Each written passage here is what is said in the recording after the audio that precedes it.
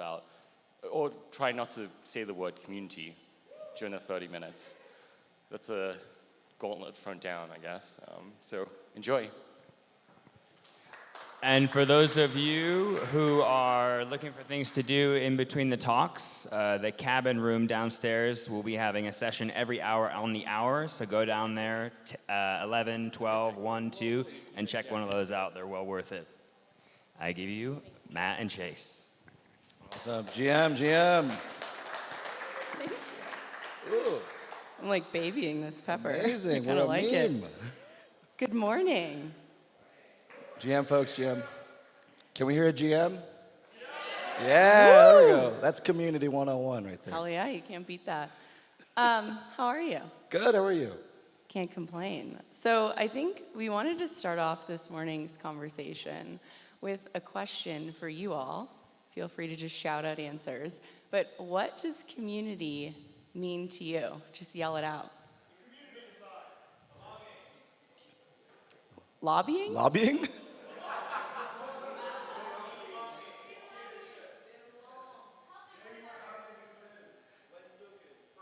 When token. I like this. Can anyone give us a definition of community management? Okay, good. Love that. Love that. Well, I guess this is why we're here.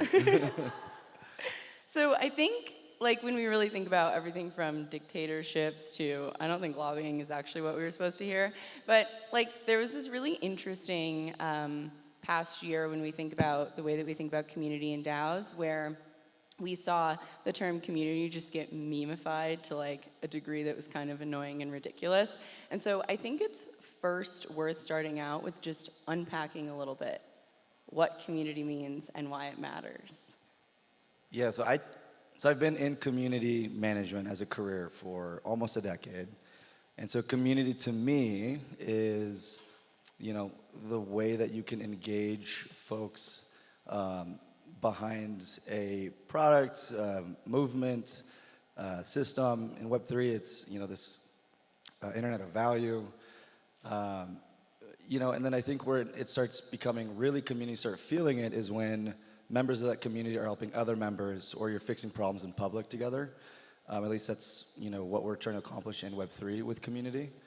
But there's 1,000 different definitions. If you go ask someone what community is, what it's meant to them, in a specific Web3 lens, or in Web2, or in even offline things, like community is, this is not new. Community has been around since humans, like, we're walking the earth. Like, Jesus Christ himself was a community manager. And then people are like, oh my God, community is so new. It's not. Like, Barack Obama even was like, his title was like community advocate when he was first starting his political career. Like, community has been around outside of this internet lens for, like, the entirety of we've been around. So what we're doing is just harnessing this in an online context, and now we have cool tokenized tools to increase people's equity, value, engagement, onboarding, and interoperability within this, you know, thing we call the internet. But I don't know, that's my very long definition. I love the Jesus Christ standard. Jesus Meters Christ. of a high bar.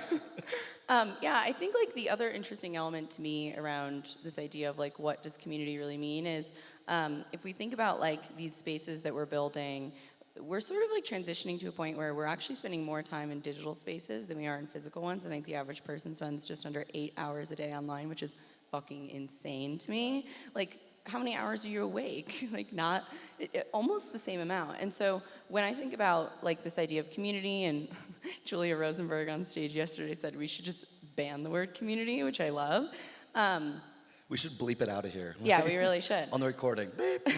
But I think, like, ultimately, to me, what it really means to be, like, part of a community, and what that means in practice, is if these digital spaces are becoming these sort of, like, almost cities that we, like, live in and cohabitate and help govern, I think being part of a community is really about being a citizen of these communities. So I kind of hope also that we can start to, like, redefine elements of this, where instead of being like community and vibes, it's like, no, you are a citizen of a space that you now have the responsibility and voice in governing and building. And I think that's like a much more powerful shift when we think about the space more broadly and when we think about what ownership means in the space. Yeah, and like also too, I think a big question I've gotten is like, yeah, what is community? How do I build a community? Gosh, I really need to quit saying that word. And you know, is it Discord? Do I need to do these bot automations? Shout out to my boy Oops from WGMI, who's just a wizard at those things. I'm terrible at those, and like that's not community. Like exactly. Like when we talk in Web3, we think we go straight to the tools and like label those as community. It's more about the like verticals or the pillars that we see as ways to engage and share information with each other. So I've always seen it as like forum or like indexed information, chat. Governance is now like this Web3 kind of way for us to signal how we're feeling in the community. And then, you know, there's definitely, you know, events and like ways you can engage folks, different ways you can evangelize them, creating feedback loops, creating ways to incentivize folks to enter these communities. Peter Pan like is like notorious for like describing like the Web3 narrative of like how to build successful online communities, which is, you know, around creating guidelines or structures, rules, incentives, and then governance. And you know, there's a lot of really cool things we're seeing in the space around that, but we need to ignore so much the tools. Like, yeah. So I think like when we sort of dive into how to actually like build these spaces and like support digital citizens, I think this role of like community management is really interesting because when you think about something like a city, like you would never be like, I guess you have a mayor, but you're not like, yep, there's one person that's the manager of all of these people who have a million different goals. Half of them want a token, half of them want to like get all of their, you know, fulfillment from this single Discord. Like, I want to really unpack the role of community manager and especially what you guys are doing in terms of like helping people sort of become community managers that can really like garden the space. So very basic, what is the role of a community manager to you? what does a community manager do? So a community manager creates, you know, guidelines, rules for how to engage that community or participate in it.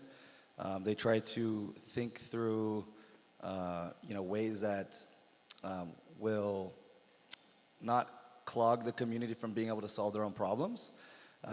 In all, like the mantra of community is, you know, people helping others is an audience, but then people helping people to help other people is community.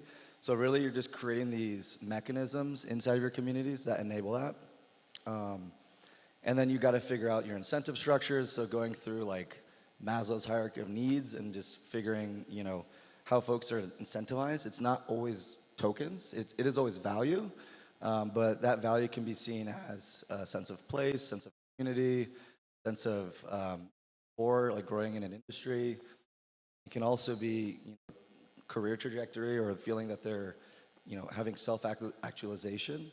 And then at the end of it, yeah, like some of that requires getting paid, requires getting some sort of POAP token, you know, you name it. But if that becomes the centerpiece, a driving motivator of a community manager, I would argue that you're just creating some sort of like token shithole. I don't know. We should coin that term, token shithole.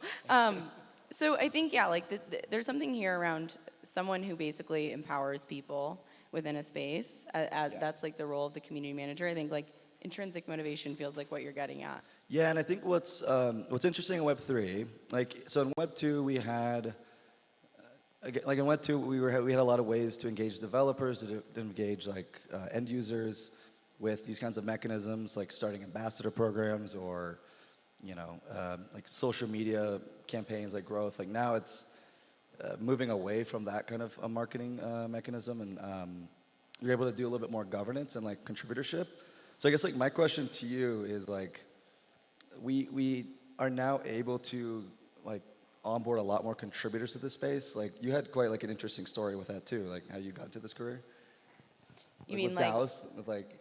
Yeah, I mean, I think like, so I think in the context of my experience and like the sort of context of community as I've onboarded, I think what's been really interesting and something that I learned is that like a lot of spaces when you think about onboarding people to actually start doing work, the environment that you create for people, I think, has a much bigger impact on their like desire to contribute often than the actual like purpose of the org, which of course like people work for companies that they don't give a shit about their mission because they actually like the people that they're working with. And so when I think about like the way that I onboarded into the space in terms of DAOs, like I started contributing to Forefront and Index Co-op and all of those, yeah, shout out Forefront and Index, all of those were really about like finding my people and finding people who I felt like I vibed with. And I think it's so interesting because it actually kind of makes me feel like we put so much pressure on this role of like community manager. The reality is my experience onboarding into both of those spaces had nothing to do with like a single person who was managing the community. Of course, those people do like phenomenal things. People like Yaler and Peter, even though not sort of taking on probably the official role of that, like people who are really gardening the community, I think matter. But I also kind of feel like community management, which we're using that word, but let's stop using that word in general, is really like a group effort. Like it is about having this like buy-in, and that is what got me super stoked about contributing to DAOs, is because I was like, I really fuck with these people. Like this is a vibe. So I don't know. I kind of wonder like how much of community management is actually like making sure that people like what they're doing and like just actually are aligned. Yeah, no, and Oops and I had a cool conversation yesterday. Oops is community manager at Zapper. He's a little Pikachu running around. You can't miss him. He's POAP ambassador, lovely human. One of my favorite community managers in space. And we, much love. And we were talking about, you know, what's the difference between customer support or community support and like community management? And I think this might help like paint a picture for people a little bit better. But we decided yesterday that if there's a ticket involved, like a customer support ticket, like it's not community. And that's kind of where we draw the line. And we said, if there's a problem that you can dish out to the community, talk about in public, and they can help solve it with each other, that's more community management or engagement. And it could be led by the community manager, but really the community manager should create systems where people can actually do that themselves. Yeah, like it's all about just empowering people to do things in digital spaces. This actually brings up another question for me, which is like, what is the difference between community and token holders and users and contributors? Because I feel like we just lump it all into one. And when I think about like, how do we actually create spaces that feel like you can sort of move into them and start contributing or get support, like if you need it, like how do you actually make those divisions? I don't know. Like I will say, if you hold a token, I'd personally just argue that perhaps you're on the sidelines of a community, or maybe lingering, or not lingering. What's the word? Lurking. You're kind of lurking. Like I hold a bunch of tokens of communities that I watch the chats, I watch the proposals on the forums. You know, I say I'm part of that community, but you know, unless you're actually pushing proposals, engaging, you know, creating some sort of a feedback to the organization or organism, is like I like to say it, then you know, it's kind of there's definitely a line. Yeah, because it kind of makes me think like there are definitely people who are very focused on governance and thinking through how to gather consensus, and like I'm wondering if there's sort of a difference between those types of people who are like wrangling token holders and contributors versus the people who are creating a space that feels like there's this like rich sort of culture around protocols. Like, would you consider people who focus a lot of time on governance another form of community manager?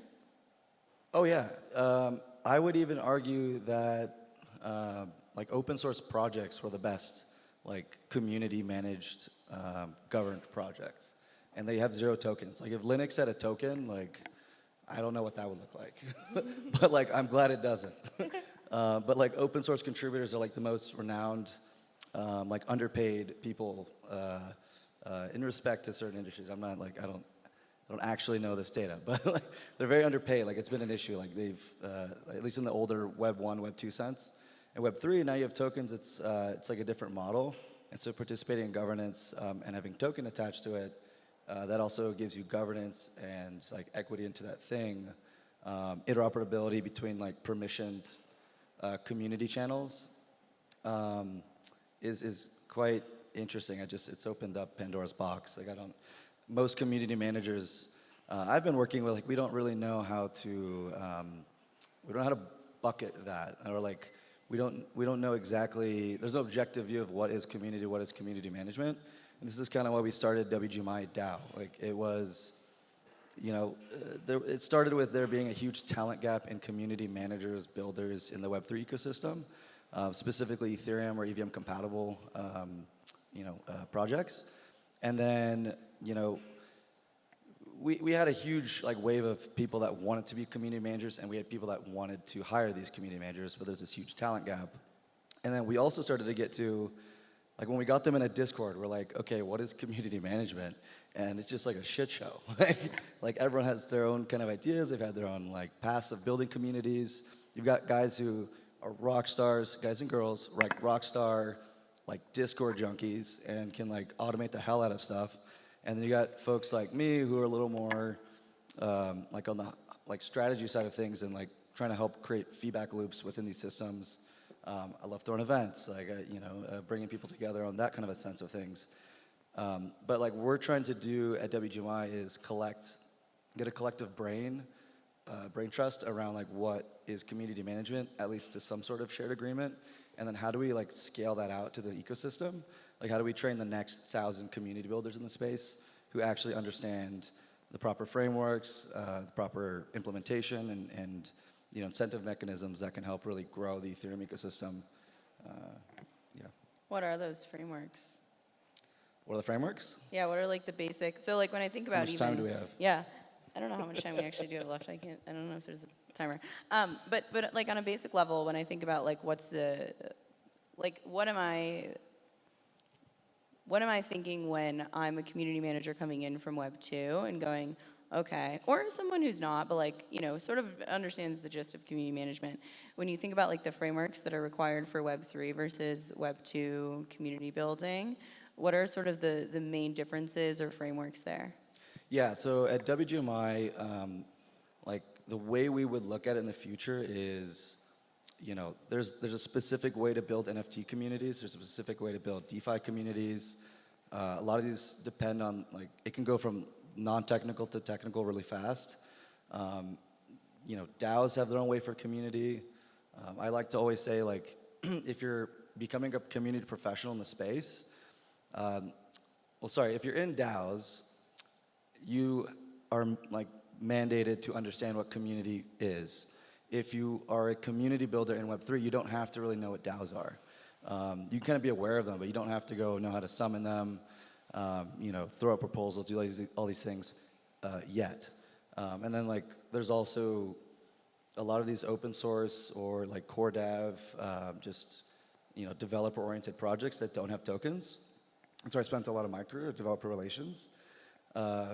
Worked on Quorum, like open source project by JP Morgan, private Ethereum client. That had no token, thank God. And we were working with enterprise engineers at all these large banks, and we were incentivizing them. Same. Oh, difference. damn, screen that out. We were incentivizing them to contribute code to our open source repo. And so how do you do that? Well, you can do different events, online, IRL. What we did, we created like a templated, bootstrap your Quorum nodes from the command line. Like we had a simple 1-hour workshop, and I trained, I think it was like 50 ambassadors globally on how to do that as an engineer. And so they became very fluent at that. And so we were able to scale the feedback we were getting from like 25 different countries on people deploying Quorum, giving us feedback on that experience. And then new developers are coming in, making pull requests to the GitHub repo. And so that was, one framework or activity we did. But there's a bunch of other ways. We were like just incentivizing folks without tokens, without pay, to contribute to this project. At the time, like IP was owned by JP Morgan, and like people were willing to contribute to this open source thing and engage with it because they felt a lot of self-worth by being a part of that community and building. That kind of makes me feel like one quick thing that I want to make sure we touch on is like, I think sometimes community can almost be like weaponized to have people do work that they're not paid for. And that is like something that I think is a really big challenge in this space right now. There's a lot of unpaid labor, very underpaid labor. And so I'm curious how you think about drawing this line between like people who are intrinsically motivated and want to contribute to something, and also acknowledging that like we don't want to be, you know, exploitative. Not saying that that example is, but I think we're seeing that a lot across the space. Yeah, luckily, so at Consensus, like we've been, I transferred to Consensus, was doing community there, still am, and like we have like a lot of developer tools and platforms, products. You know, the more you get oriented to the token side of things, yeah, we start seeing a lot more activity, and it gets a little more risque, like, you know, Infura, Quorum, Diligence, Truffle, you know, those are like really developer oriented, so we don't see a lot of like scam activity or things like that. But our MetaMask community is like bonkers. Like, go tweet MetaMask on Twitter, see what happens. Like, I dare you. Like, All but the don't click the amazing link. MetaMask support people will help you out. Yeah. There's so many nice support people on Twitter for MetaMask. It's crazy. There's just like volunteering their time. Like, all they want is your private key. It's like so nice of them. But no, like other community managers at WGMI, they voiced to me these issues, and then like I'm not doing community at MetaMask, but like I'm on the Discord server, and it's just I get DM'd all the time, like, hey, like some guy like from your team told me to like share my screen, and now he like has my wallet. I'm like, dude, why would you do that? But I'm also like hugging him virtually, like, okay, let's like whatever, let me help you out. Just show me your private key, I'll help you fix this real quick.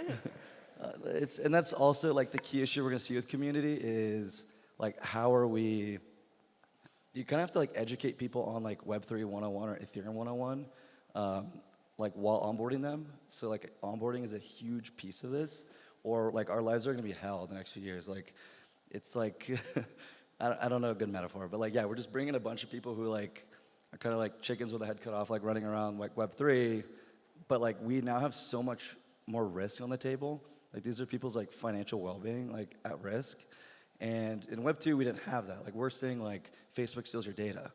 But like now it's like, okay, I can actually lose my life savings because like I trusted some dude on the internet on this token, or this airdrop seemed cool, or like I put my information in a form. And as community managers moving forward, we're having to be a lot more careful with, you know, how we're like, you know, interacting with our communities and informing them. It's becoming a lot more, you have to pay attention, but.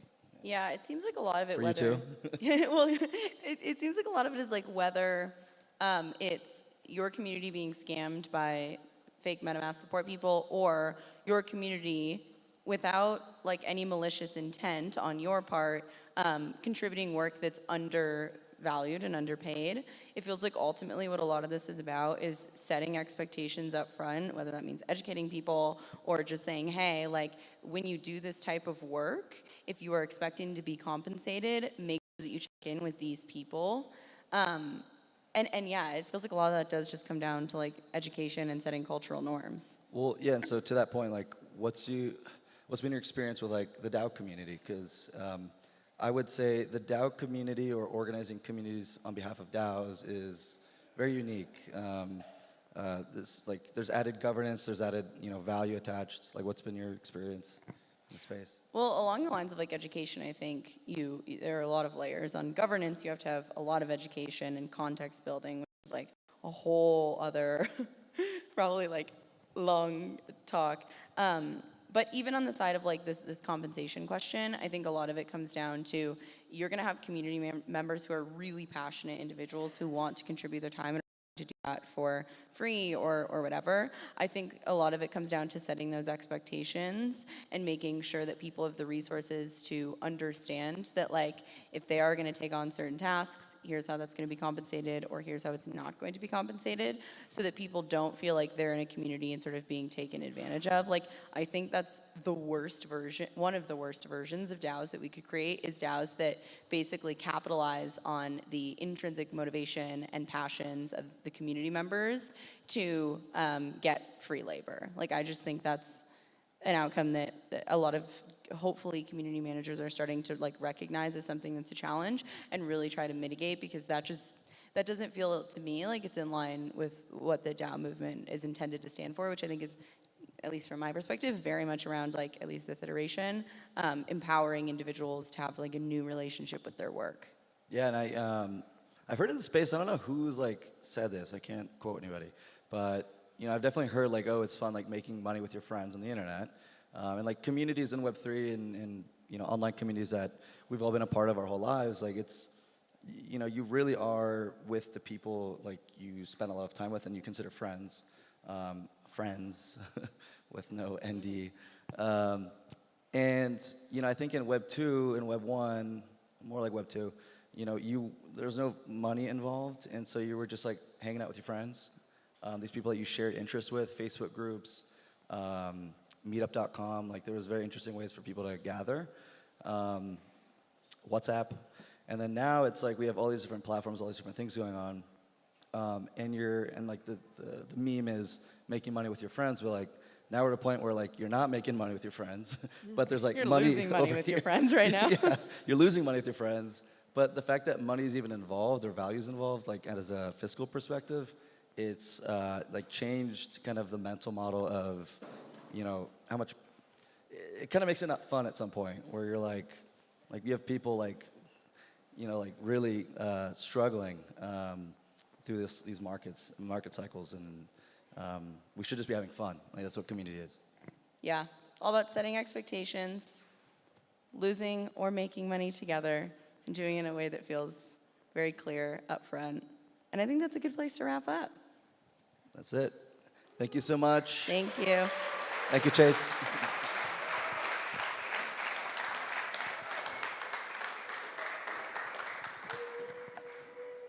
Thanks for your dictatorship. Thank you, Matt and Chase. Next up, we have Yancy from Meta Label and Parker from Boys Club. What's up, y'all? We're gonna pull up a stoop here and be a little closer and avoid these giant weird thrones. Oh yeah, sorry. They're talking about multiplayer creativity in Web3. So okay, they're not gonna do the beanbag thing. So a bit closer to the people.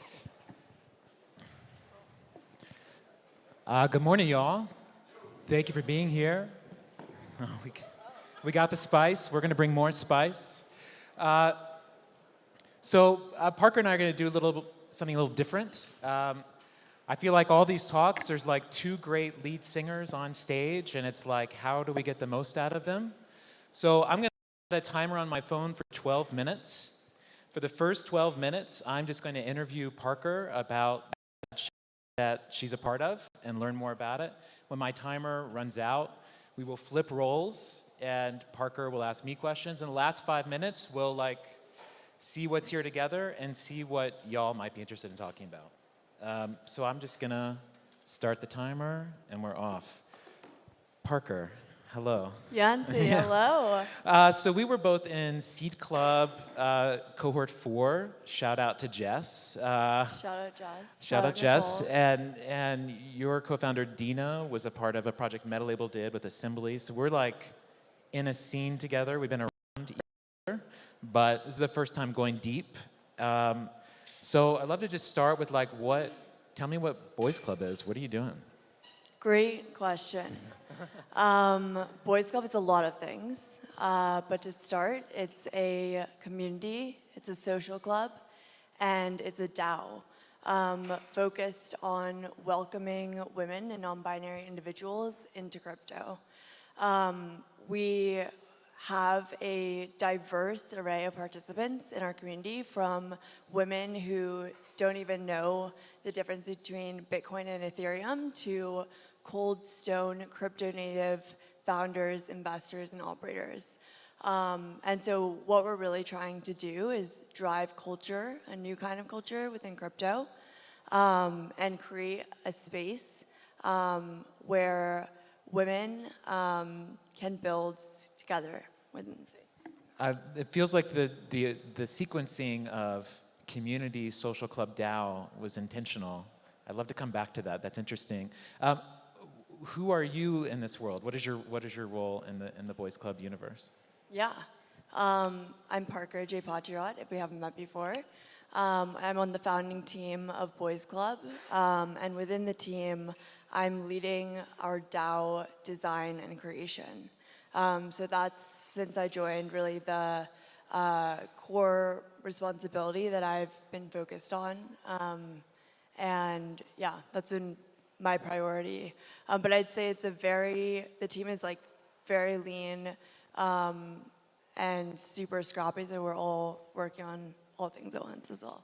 So from like creeping on you all on social media and seeing what y'all are up to, you have like a quite big, significant community. It feels very alive. That's the feeling I get. Like, what have been the moments that have like gotten Boys Club to the size it is now? Are there like a drops that broke out? Is it memes you made? Like, what would you say has caused that to happen? I can't point to one specific instance that I would attribute to being the primary driver of like our growth, but I think there are a few notable ones. Our meme, the first meme we ever made, starter pack. If you go on the Boys Club crypto Twitter, you will see it pinned. That starter pack meme really blew up, and I think it's because like people really resonated with it. So we have some fun stuff on there that's very niche and very specific. We also did an NFT drop earlier this year, and that sold out. We raised 150 ETH for our treasury. That was definitely a big driver, and we're lucky to have had some amazing partners in doing.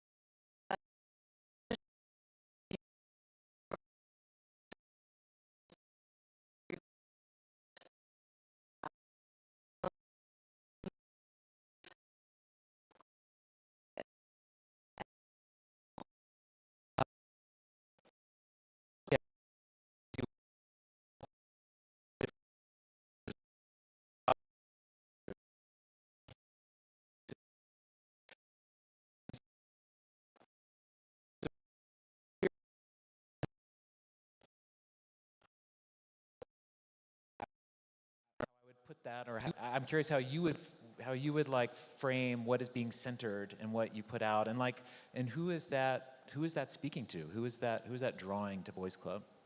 Yeah. I think Boys Club is creating cultural relevancy in a way that speaks to people. We're edgy, we're funny, we're a little bit provocative, and we don't like play by the rules necessarily. And we're also not afraid to just have fun. Like we're huge ship posters and degens. And I think that like attracts the right kind of people. And a lot of the people in your community, like this is their first dance with crypto. I mean, you mentioned before that like they might not know the difference between ETH and Bitcoin.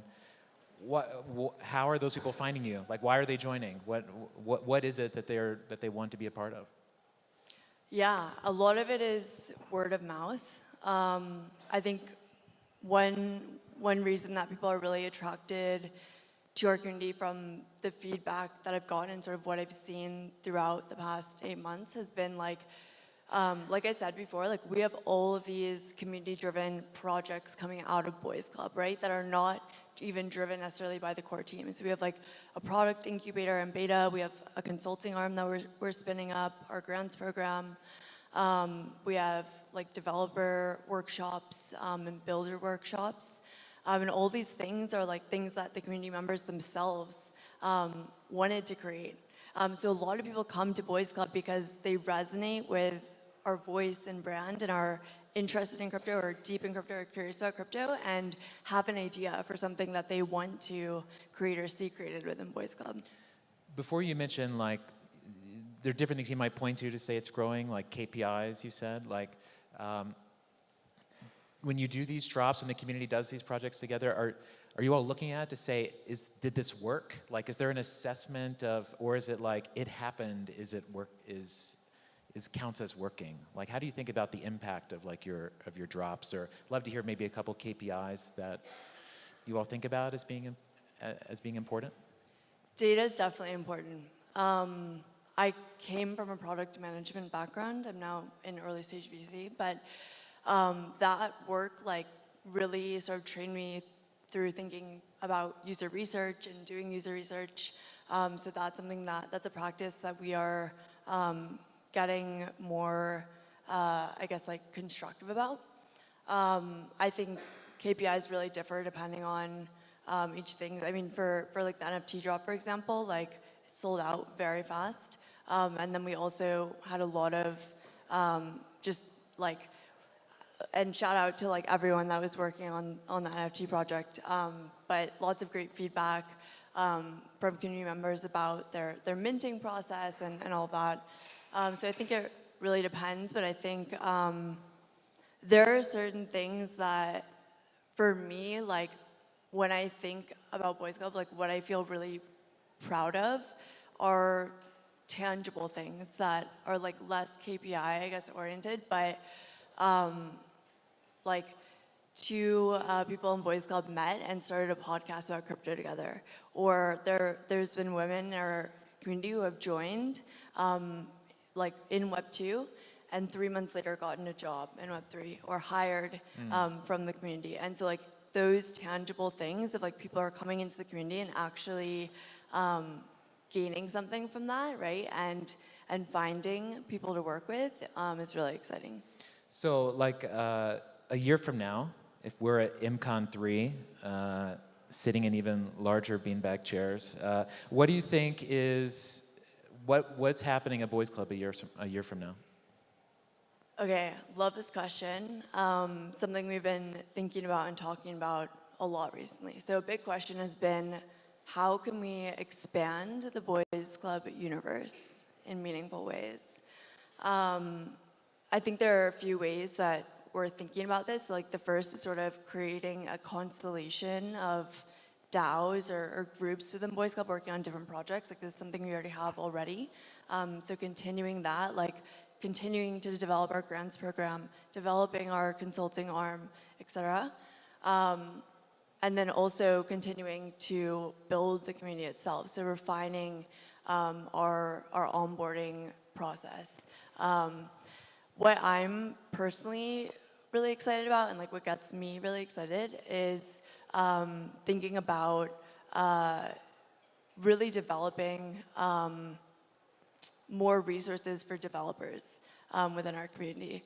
And also getting really active in protocol governance, for example, for protocols that we support or believe in, like being active in governance forums, participating in voting, and yeah, like also I'd love to see Boys Club like in a year or two driving research, academic research, peer-reviewed research on the space, on community building, on DAOs. So I'm really excited to see Boys Club grow, and I think like this is something that's very special and unique to communities, is like communities are an ecosystem that you can't control after a certain point, right? And they evolve over time, they evolve into their own things.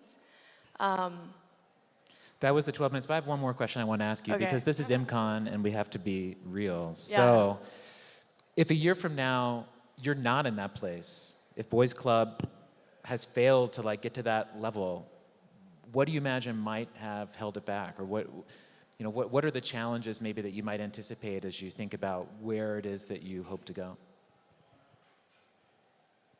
I feel like there's so many levels on which I could answer this question, like very granular or broader. I think the first that comes to mind is like just this question of scaling, right? Like I feel like we're scaling right now, and in recent weeks, like I've noticed just the questions that we're asking on core team calls, the things we're talking about, the decisions we're making are really new, and definitely have me like, okay, wow, like this is awesome. Like you never, thought we would be dealing with these questions, right? Or trying to answer them when we started.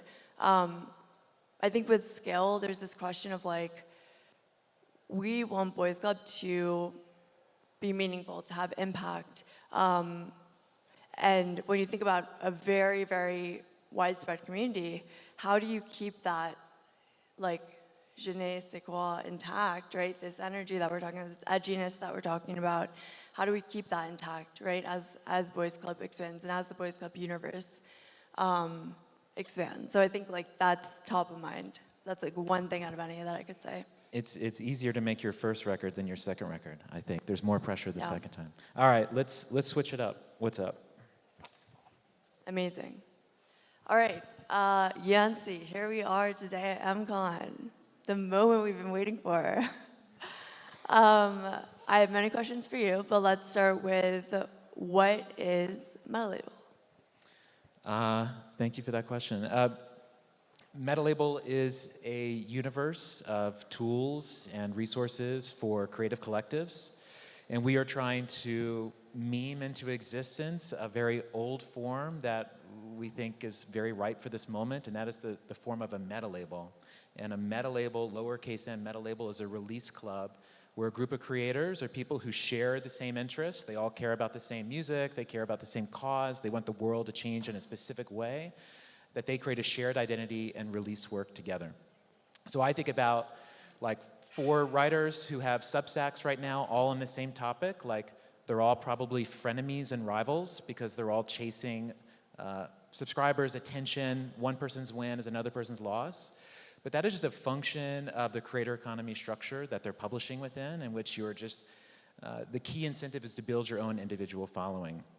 So there isn't a structure that allows those people to very simply cooperate and to release work together, support each other. And so a meta label we see as a lightweight structure that lets creators create shared incentives creatively, economically, culturally. And so I think that this is a shift in how people create that will pull people out of the creator economy, where we're all just grinding away, producing endless content to stay on top of the feeds, and instead pulling people into circles of other creators where they have a more supported network, and I think their work will have more resonance. I like this idea of alliance, and I think there's actually a lot of parallels that we could draw within like geopolitics even, right? Of like countries or nations who might normally see each other as a threat, making an alliance or kind of partnering for protection or for, I guess, amplified impact, right, and influence across the geopolitical landscape. Many questions for you, I guess. So one thing I would love to dive into is I think there are from my understanding of a meta label, right, and a label, I guess, generally, a lot of parallels and crossover with community, and that it's ever changing, it's evolving with time. If things are going right, that means things are changing, right? And new things are being created, and subcultures are being created, and sublabels are being created. So one thing I'd love to understand is like, when you think about, for example, a meta label of, let's say like a meta label of Substack, like pronatalist Substack writers, right? All of those pronatalist Substack writers are within this label. They're all evolving their personal brands and content over time, and they're all unified, right? But how do you make sure, or do you make sure that over time that alignment stays intact? Like, is there a way of evaluating, like, oh, maybe this pronatalist is actually not a great fit 6 months down the road for this meta label? Yeah, I mean, all relationships evolve with time. I think that for traditional record labels or for a meta label, I think it often starts with these like agreements of mutual promotion and support, like I'll hype you, you hype me, like we're in it together. If like you got huge and I didn't, at a certain point you're not going to want to hype me anymore, and there's going to be like these breakdowns of relationships. Like that's a very, I mean, hopefully not, but a very common thing. But the way that a lot of these like labels of the past have started is, I saw someone here wearing a Minor Threat t-shirt, which they were on a label called Discord Records, which is one of the things that inspired Meta Label. And there was a group of people who like had a following. They decided to make a record. They realized that to put out a record, they had to have some way of distributing it. They had to create their own organization to do that, so they made their own record label. But by the time the record was able to be put out, there was a scene of other bands forming around them, and they had agreed to put out 4 other records by their friends before their album even came out. And they didn't know what they were doing, but what they were doing is they were putting on the map like a specific idea of DC punk and hardcore, and in the end making that a global movement that people cared about. And it happened because it wasn't just one band only doing their own shit. They were doing their own stuff, but they were also using their platform, using their voice, using their taste to lift up other people who saw the world the same way. And when you have multiple voices speaking to the same idea, like it's so much more resonant, it's so much more believable. It's like, it's a scene, and scenes create energy, you know, they create consciousness, they create more projects. So like I think that's the process that every label is hoping for, that it starts with like our specific taste in how we see the world, and that just grows to feel right with a certain type of person. And then as we keep putting out more shit, it keeps getting bigger. But like, that's in like a music context, but my feeling is that the very first meta label is a group called the Royal Society, who started in 1660, and it was a group of people who studied what was then called natural knowledge. We now call it science because of this group. And they started making a monthly zine where they just published what were the very first scientific experiments that they invented. And they just every month just started publishing, here's how we're trying to determine facts through evidence. And that was like a worldview. And that worldview became the Age of Enlightenment, the scientific revolution. And it came not from like, here's a core product of science. It came from iteratively putting out releases, publications by themselves and others that embodied this value system. And those publications literally still happen today, 560 years later. And so that is a form that like literally changed the world. And it happened by not being a single person, by not being a single offering, but this like iterative, collaborative, sort of building on a same belief, and just having this faith that like if we keep talking about this, we're gonna find the other people who see things the way we do, and then we get stronger. Yeah. How are we doing on time, by the way? We're doing great. Awesome. Okay, I have a question for you. So, and I'd love to give a quick personal anecdote. So, with Boys Club, right? We are designed for women and non-binary individuals, but we're not exclusive, right? So we're trying to create an inclusive culture in crypto, and that means everyone. So I think one thing that's often misinterpreted about Boys Club is that Boys Club is a women's affinity group. We're not. Or Boys Club is a sorority. We're not. Or a political organization. We're not. What are some common misconceptions or perceptions about MetaLabel that you'd like to change? or that you're concerned could be like common misconceptions? Well, I think right now just people don't know what the fuck we are. Same. Certain people do. I mean, we've gotten many hundreds of emails from different collectives. Maybe half come from Web3, DAO world, half zero connection to that world whatsoever, that have read our pieces, seen our drops, and they write these letters that are like, oh my God, I think I'm one of you. For years, I've been working on this project with my crew. We've never known how to talk about what we do. When someone asks me to describe what I do, I feel like a collapsing Jenga board. Like, this lets me see where I belong. This lets me learn how to do this better. So I think that we are still in the, like, defining a concept in a way that it's definitely finding its people, but like for it to get bigger than that. But I think kind of like where you were going, if even thinking about how you're curating Boys Club, like there are interesting things of, like to be inclusive, I think you have to be exclusive. Like I think if a meta label said, we exist to support awesome culture, everything that's awesome, like I think they would fail because no one would know what are we actually doing here, like what is at the center of this. And the more specific your focus can be, and I even think like the smaller the group of people determining that focus, I think the more meaningful it is. Like there's an artist friend of mine told me that the art that's most universal is what's most personal. Like getting closest to your own fears and feelings, what you want, even if they feel like so specific to your circumstance, weirdly that's going to be the thing that's going to most resonate with other people, because we're going to recognize like the truth of that feeling. And so I think like a lot of us maybe feel some tension with being exclusionary or just saying here are some lines that feels like, you know, socially awkward. But I think those are actually really empowering. And they're letting the people who do feel like they belong, it's like upping the belonging level. Oh my God, Yancy, I could not agree more. Like I could jam on this with you for hours, because this is something that I think about all the time too. And like this is something, so like I do a lot of, in my VC work, I do a lot of work with our portfolio companies, helping them build their communities as well.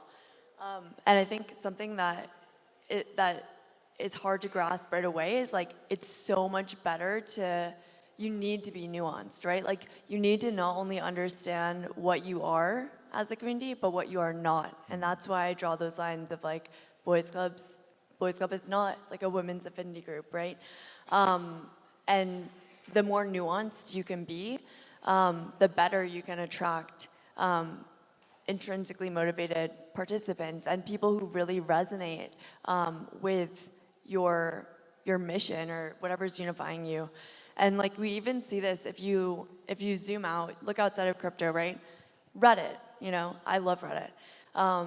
And on Reddit, like I'd say some of the strongest and most active communities are like super, super like fucking weird, like niche like communities, right? You could say it. And so it's like those are really like sticky also. Well, yeah, I mean, like a previous project I had was starting Kickstarter, and with Kickstarter we invented crowdfunding, but from the very beginning, like we didn't want to make crowdfunding for charity. We didn't want to make crowdfunding for businesses. We didn't want to make crowdfunding for like buy Jenny a prom dress. We wanted it to focus on creative projects because that's what we cared about. But when we thought about like how will this space play out, we thought, well, this crowdfunding thing makes a lot of sense, and like even though every VC is telling us no, we believe strongly that this is a model that's going to have a lot of utility. And in the long term, we don't think that we could serve all communities or markets. Like other players will come up to serve other segments of this, and that's great because they're going to do a better job at charities than we are because like we don't care as much. And so we focused on creative projects, and we had years of turning people away who wanted to use our service. But our answer was no, this needs to be a space for a specific type of person, because that's what will make it most meaningful and last the most. And so choices like that are, in the short term, they seem like maybe limiting, but I think in the long term, they create a greater permission for your project to find its people and to grow. We're now in the last 5 minutes. I don't know if you had one more thing you wanted to ask or not. Yes, I do. Yeah, yeah, please. Okay, so you founded Kickstarter. Awesome. Big deal. Now you're founding MetaLabel. You've also worked on a lot of other projects before. As you know, did some research on you.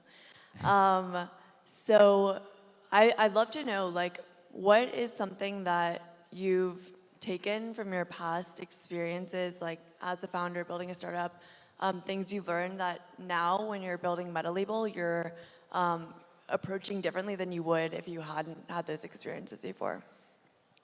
Yeah, responding emotionally, not strategically, but just like, where do my feelings go? My feeling go that the bigger Kickstarter got, the less fun and rewarding it became. The more you are turning people away, want to use your service who you weren't intending to, the more you're dealing with people problems and not the mission of the project itself. And so, like in designing MetaLabel, we created a number of structures where I was trying to solve for an outcome I didn't enjoy in a previous rodeo. So like, we designed the MetaLabel squad to have 12 full-time seats. We have flat compensation. Everyone gets paid $150K a year as a full-time member. Everyone has a very significant equity percentage that is flat across all of us. We have designed a system that the great word Austin Roby, my partner, came up with to describe it as we're a heterarchy where our hierarchy changes based on each release. We do different drops. Whoever had the idea for that drop leads that project, makes creative decisions. The rest of us are supporting them in different contexts. Each of us is a leader in different areas, and we are fluid with that. And so for me, like, my Kickstarter became lonely with dealing with just a lot of issues. My experience as like an author and a creator was also like, I really got into the lonely creator mode of just like competing with everyone else and just feeling empty inside. And what I've realized, what I've solved for in this project is to create a peer group where I'm a member of a group of peers for whom, like, they're all incredible people who I learn from, who make my shit better. I hope I make their shit better.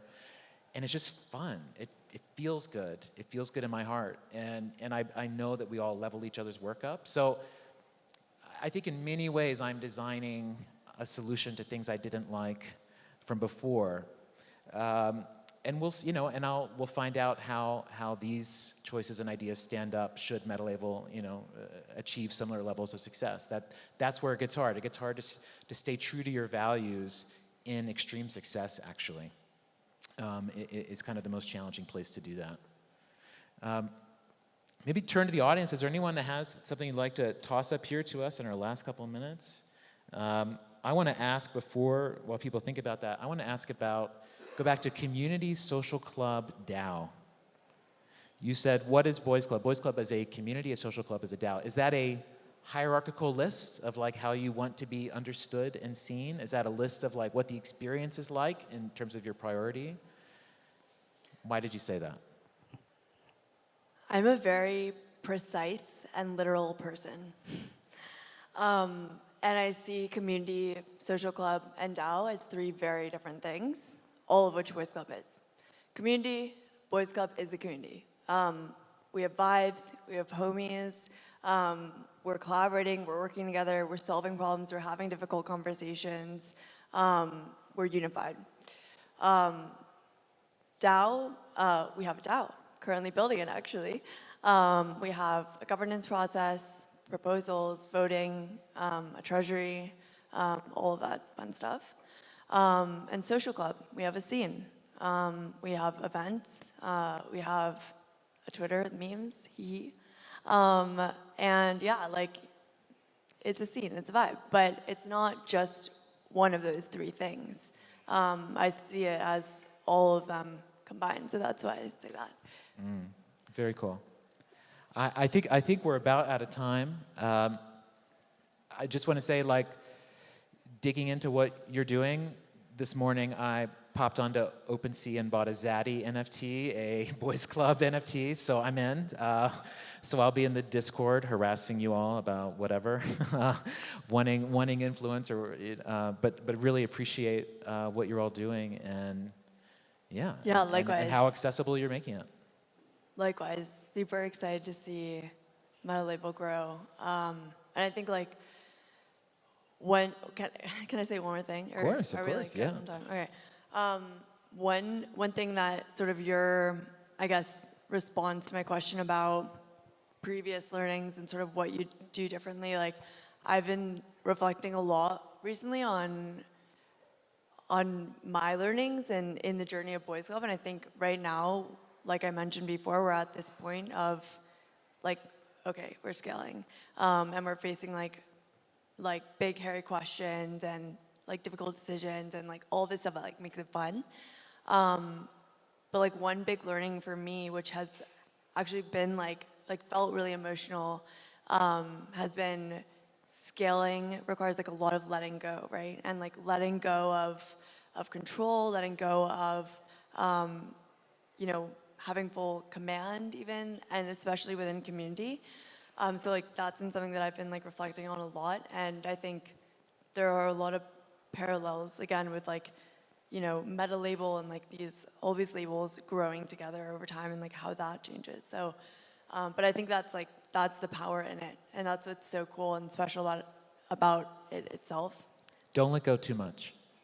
There is a soul to your project that comes from you, and that if you let go too much, that soul becomes in danger. So I think that you want to open up to allow other people to like take up the oxygen of the space, right? Like you don't want to take up all the space, but it's uncanny the degree to which projects reflect the personalities of their founders.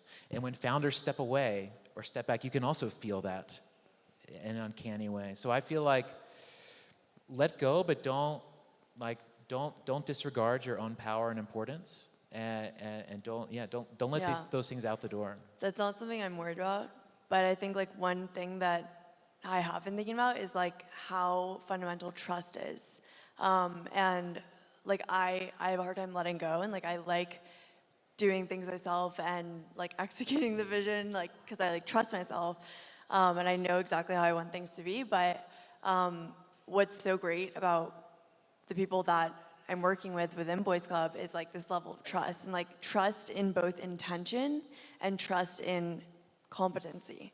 And like trusting someone's intention fully and trusting that they're completely competent, like it makes it a lot easier to let go and just like let them like fucking execute. Like. All right. Speaking of letting go, we will let go of these microphones and let the next people up on stage. But thank you, Parker, and thank you all for listening. What's up? Love you, MCON.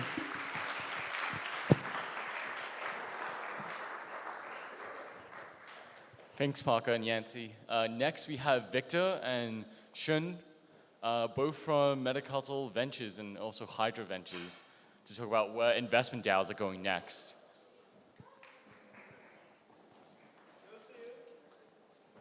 Don't be shy.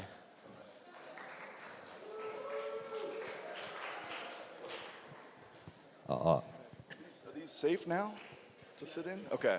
They're good. All right. Ooh, like a newborn babe.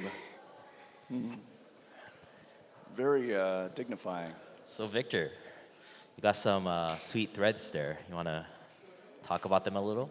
Yes, I would, see you. And so I am wearing the Pauldrons of Reciprocity, which are an artifact for slaying Moloch. It's something everybody in this room can participate in. It's a garment that's linked to an NFT, that's linked to an events-driven community provenance ledger that people can witness. And so these things can build up their histories over time. It's a project that I worked on with We See Clearly, who did the fashion, with Uli Shannon, whose tech from M81X was used for the AR experience, which is a pretty cool thing too. And we decided to build a experience that has objects that tell you about themselves. So I encourage everybody to go find these garments. They're downstairs. There might be people wearing them. And participate and witness these garments, and you will be added to the provenance of these things, and they'll unfold over time. So that's the quick shill on this, the Pauldrons of Reciprocity. Yeah, you're probably like one of the best dressed speakers. I think I'm the only one wearing pseudo armor, which is useful. Yes, yes. All right, so yeah, we have about 30 minutes to talk about what the heck happened with investment DAOs within the last 2 years, with our experiences at Metacultural Ventures and looking into some other options in the future. But in order to do that, you got to go way, way, way, way back, right? So if you go back in history, like the DAO in 2016, weirdly enough, was an investment DAO. in retrospect, right? Yeah, that's right. I mean, we were talking about this panel, this chance to talk about this subject, and it's interesting that like the very first DAO ever was supposed to be an investment DAO. It flamed out spectacularly, and from what we've learned from MCV, it would have failed several other ways from Sunday before it actually achieved what it was trying to do. But I think it shows that there's kind of an innate sort of appeal to the investment DAO as a use case for DAOs, where you're putting capital at stake and making collective decision making. And it took a few other things that needed to come together to sort of reboot that model in something that had the safety guarantees that were necessary, and also something where the community was ready to do it. So I think like the birth of Metacartel Ventures DAO grew out of Metacartel. They were giving grants out to a number of projects that oftentimes would become viable businesses in and of themselves, but Metacartel as a grants DAO wasn't a legal entity and had no chance of getting any kind of equity or upside in the grants into the projects that they were helping fund. And so there were kind of three people that kind of got Metacartel Ventures going. It was Peter Pan, did all the community summoning. Amin Soleimani had the Moloch V2 contract, which we were the first deployed version of that. And then Gabe Shapiro, aka LexNode, wrote what's called the Grimoire, which is a legal document, but is also something that says we're a partnership, we're a real Delaware LLC, but everything that we decide happens on chain through a Moloch V2 contract. So at the time, this had never happened. We were the very first for-profit investment DAO. The amount of money that we raised initially was relatively small. I don't think anybody put in any more than like 25,000 US dollar worth. I think ETH was like $100 at the time. It was early 2020. So it was very much more of an experiment. We did not know if it would work. We did not know what we were doing. We did not know how the ops were going to work, how the contract was going to interact with actually making investment decisions in the world. And the members were founders and builders and a few people that had investment experience, but we didn't really have the kind of like professional, squad ready to go that we knew exactly how we were going to operate. So a lot of the first few months were kind of like getting together and being like, so how are we going to do this? What's happening? What do you guys want to do? And yeah, we kind of took it from there, but I don't want to go on too long. You came onto Metacartel Ventures a little later, a few months in, so we had worked out maybe a couple of the kinks. But what's been your experience joining sort of an in-flight investment DAO, and how do you think about the communication methods and the sort of processes that we follow? Yeah, so I think like for you, it was, I'm sure you had or we kind of talked about this, but like expectations were like, is this thing even gonna work, right? Like, so you weren't really sure. So when I got on, is like, it had, you look at the list of blood mages, and had all my favorite people in the DAO space that I look up to, and I'm like, oh, I really want to get in here, right? So once I got in, I realized, oh shit, like it's actually very unfriendly. It's like discomfort as a service almost, right? So there's an initial pledging process, and then there's another hazing process of can you figure out what's going on in Discord and actually contribute, right? So yeah, I just remember first, the calls were easy, but I just remember the first maybe month or two, I was just going through all the messages on Discord and be like, what exactly is going on? And yeah, there's a lot of stuff you can figure out on Discord, but I also realized somewhere down the line that a lot of this stuff wasn't being captured on Discord, nor on Moloch, nor anywhere else. And it was kind of this was the concept of lore, right? You have vibes or knowledge that's shared very explicitly within the community, but there's just some stuff you have to stay in there to know. And I think that surprised me the most, that we have this grandiose vision for how DAOs are supposed to operate, and it's supposed to be open and transparent, but transparent doesn't mean it's all written out there, right? You could look for it if you want to, and you can go and find people and ask them about it if you want to, but yeah. So that was one thing. Another thing was time zones. So this is probably the biggest thing. So I live out in Korea, which means the MCV strategy calls are something like 4 a.m., 5 a.m. every Wednesday. And so I think I attended maybe less than 10 now, but I attended a couple in the beginning, and I was like, no matter how excited I am about this, this is actually destroying my life. So yeah, stuck somewhere in between in the week. So it was like, okay, how do we figure out the time zone stuff? And then we separated out the MCV Europe US calls with the MCV Asia calls with maybe someone from Europe or someone insane enough to join from the US, and then we just kind of figured that stuff out. So yeah. Yeah, no, you bring up a good point. Like we were all just kind of winging it, and I mean, I think what we quickly discovered is that the like beautiful, idealistic smart contract that Amin wrote and the grimoire that Gabriel Shapiro wrote had a vision of functionality and operation that was like thrown out the minute we tried to do anything in the real world, because like the contract was designed essentially to protect people from like a Hunger Games scenario where everybody is, you know, ready to stab each other at any minute, and it had a lot of good protections for that, but it also made operating relatively quickly and smoothly and in a clear way difficult. And we had these other like existential questions about like, would anybody actually take our money? Because we don't, to this day, we do not have a bank account. We only fund things on chain. And so early on, that was a big question. Like, are people going to actually accept this? And so what we initially did was we'd have proposals that were just sending ETH as an investment to a project. And so the way the proposal system worked, it took 2 weeks for that ETH to be claimable by the project. The price of ETH didn't stay stable for 2 weeks. So we were always like, you know, paying too much, paying too little, trying to figure out if we needed to have, you know, like escrow holders and then passing it in and then trying to keep track of where all of our money was because it was held by different members. So there were just a lot of ridiculous logistical things that we had to sort of tighten up. And then capturing that and building up our institutional memory. Like, this is another important thing about MCV. We're member managed, we're a partnership. There are no directors, there's no executives, nobody has an official title, nobody can tell anybody else what to do, and we're all part-time. So with that dynamic, it's more likely that this just wouldn't work, that people would, you know, dissipate. Everybody had the ability to push the rage quit button and take their money back whenever they wanted to.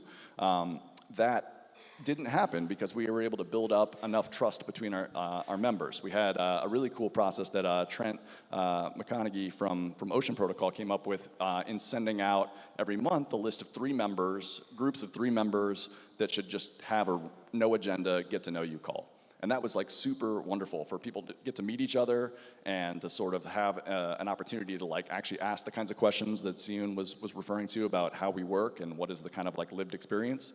And then we started to realize that this was a super important thing to capture, that like the lived experience of the DAO was so different from what the white paper and the grimoire and the Moloch contract sort of would have suggested it looks like in an idealized world. And so we have this thing called the Book of Rituals.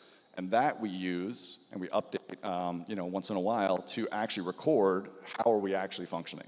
What are the ways that we're dealing with certain things? How do we move money around? How do we bring on new members? How do we reward each other for incentives, for contributions that people make to the DAO?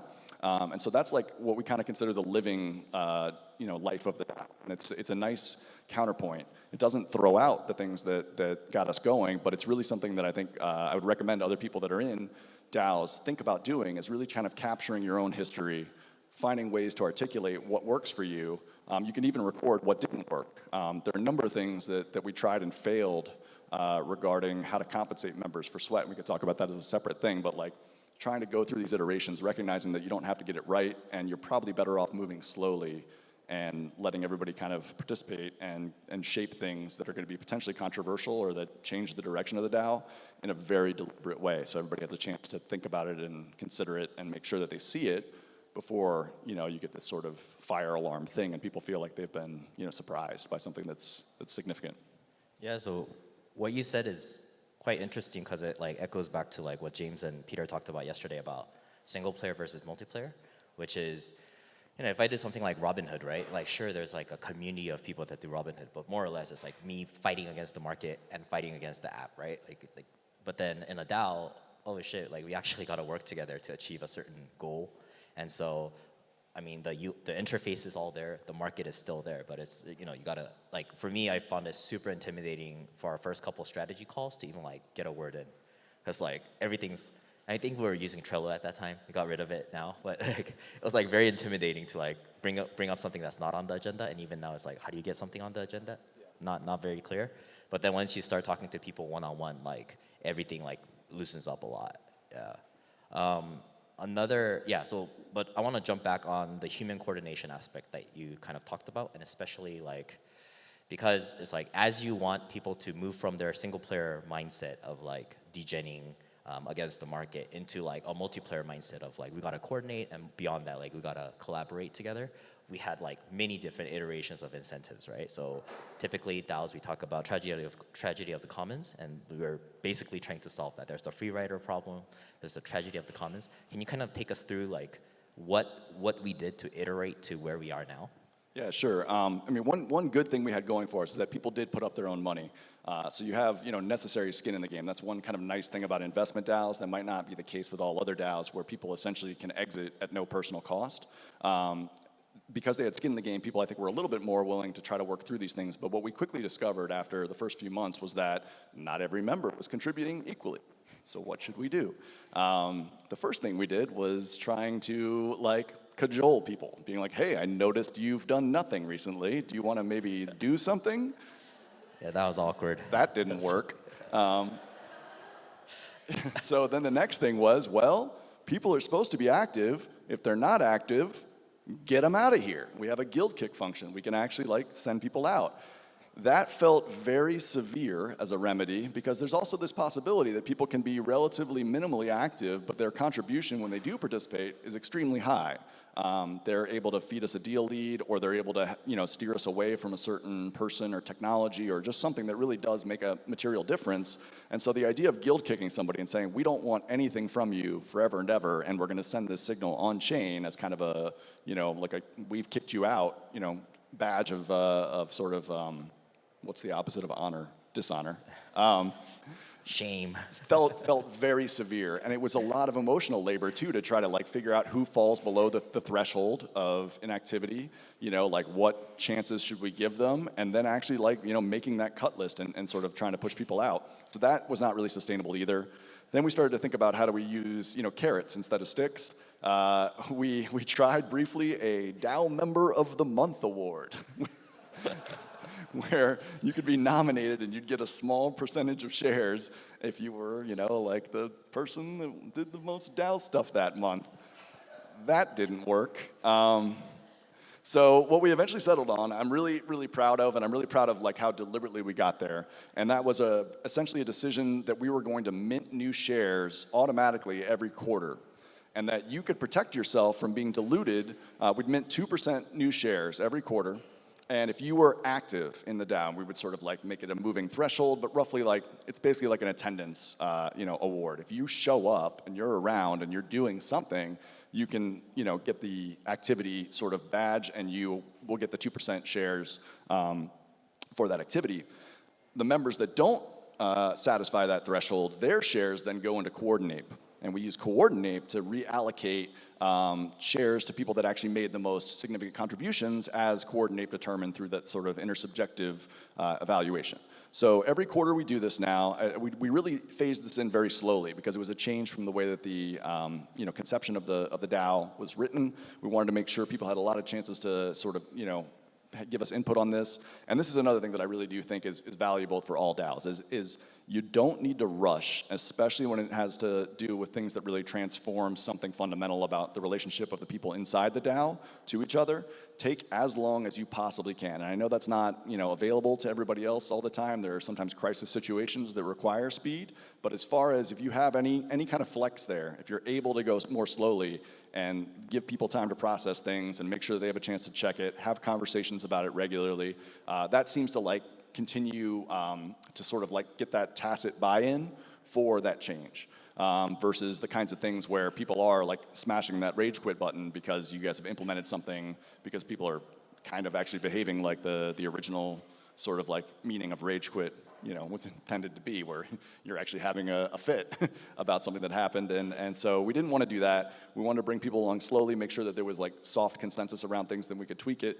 And so we've been doing that for a year now. And we have a year's worth of quarterly Coordinate awards that really kind of help us see the contributors in the DAO and the value of their contributions. And that's been reward for deal finding. It's a reward for ops work, reward for portfolio support, marketing, these kinds of things. And so we're happy with how that's working. Happy to talk to other people if they have questions about how to sort of design incentives for the DAO. But that's me. I was one of the people that designed the system, so I'm protective of it. I do want to say, Zion, what do you think? How does the incentive system work in your view? Is there? Yeah, so maybe DAO Member of the Month, we should have done a McDonald's thing with the portraits, in the back somewhere. Didn't do that. I think with Coordinate, one thing I want to say about Coordinate that was quite interesting was like, this also goes back to like maybe where we're coming from, like layer 1 consensus. So the whole thing of like slashing. Do we really want to punish people? There's like a direct way of punishing people, which is like, I'm gonna take your shares away. I'm gonna kick you out of, like guild kick you or rage kick you, right? But then there's the other aspect of like, hey, we're just gonna print new shares, which means that other people are gonna be diluted. So it's like, it is still punishment, but we're just not, it's like indirect punishment, right? And so that's like one thing that I think worked really, really well with how we use Coordinate. Another thing that I thought was quite interesting was like, if you remember, like early days of Coordinate, there wasn't really a manual on like, there was a manual on mechanics of it, but there wasn't really a manual of like, if you apply Coordinate to your organization, this is what's gonna happen, and this is how people are gonna perceive it. So I just strictly remember like, the very first round, I think, we had like Coordinate, and there was like 0 guidelines given. And we're like, every person has 100 give. We're like, okay, what's the basis by which we're supposed to allocate it to people? And then the next iteration, we had that Excel sheet. So every activity that's done in any kind of DAO, right? Like you could have objective measures, like did you show up to a call? Are you finding deals? Are you leading? So these things are like yes, no, or maybe you could like numerically answer them, right?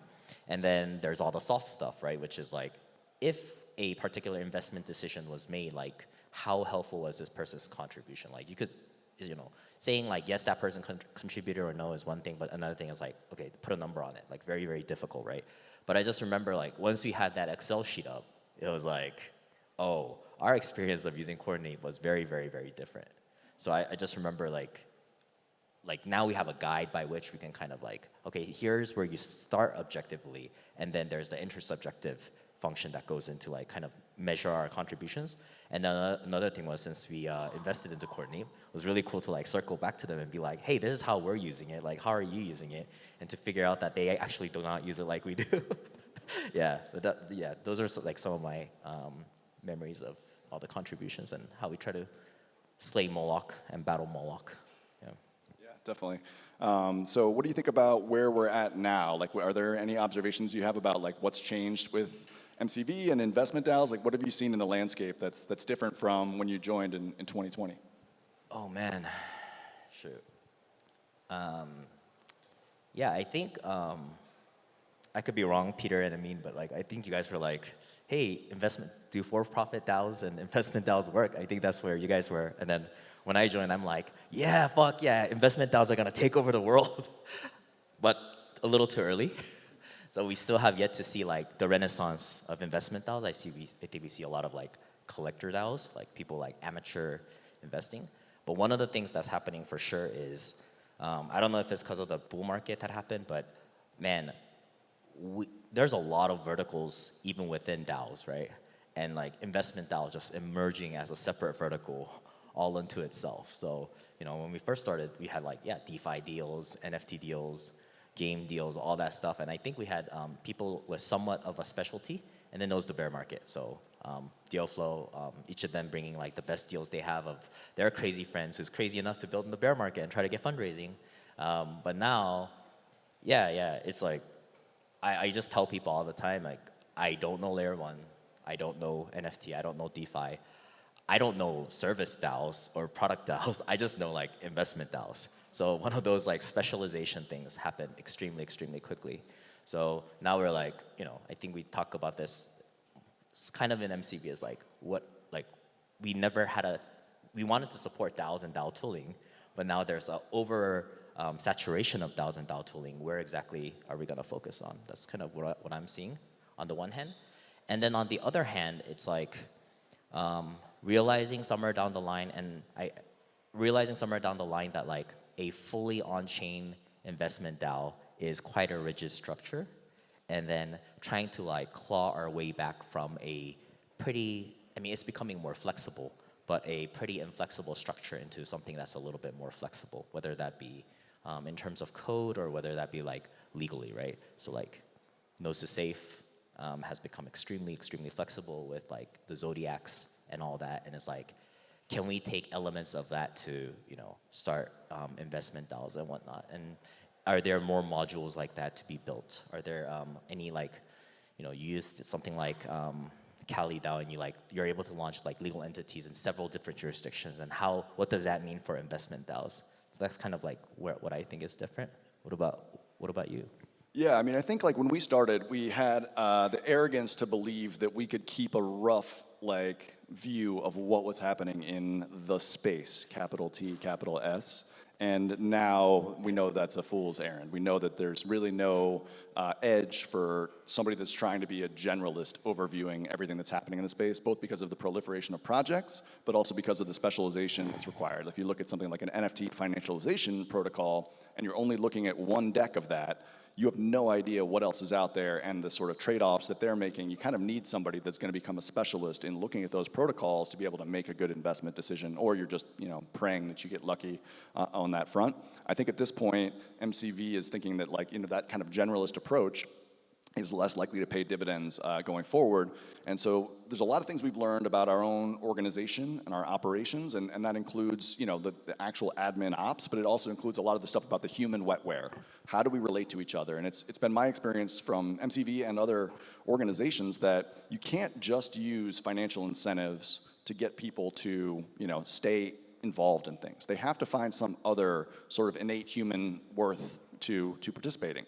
And so that has to sort of come at a level where there's like a human connection, there's trust that has to be there.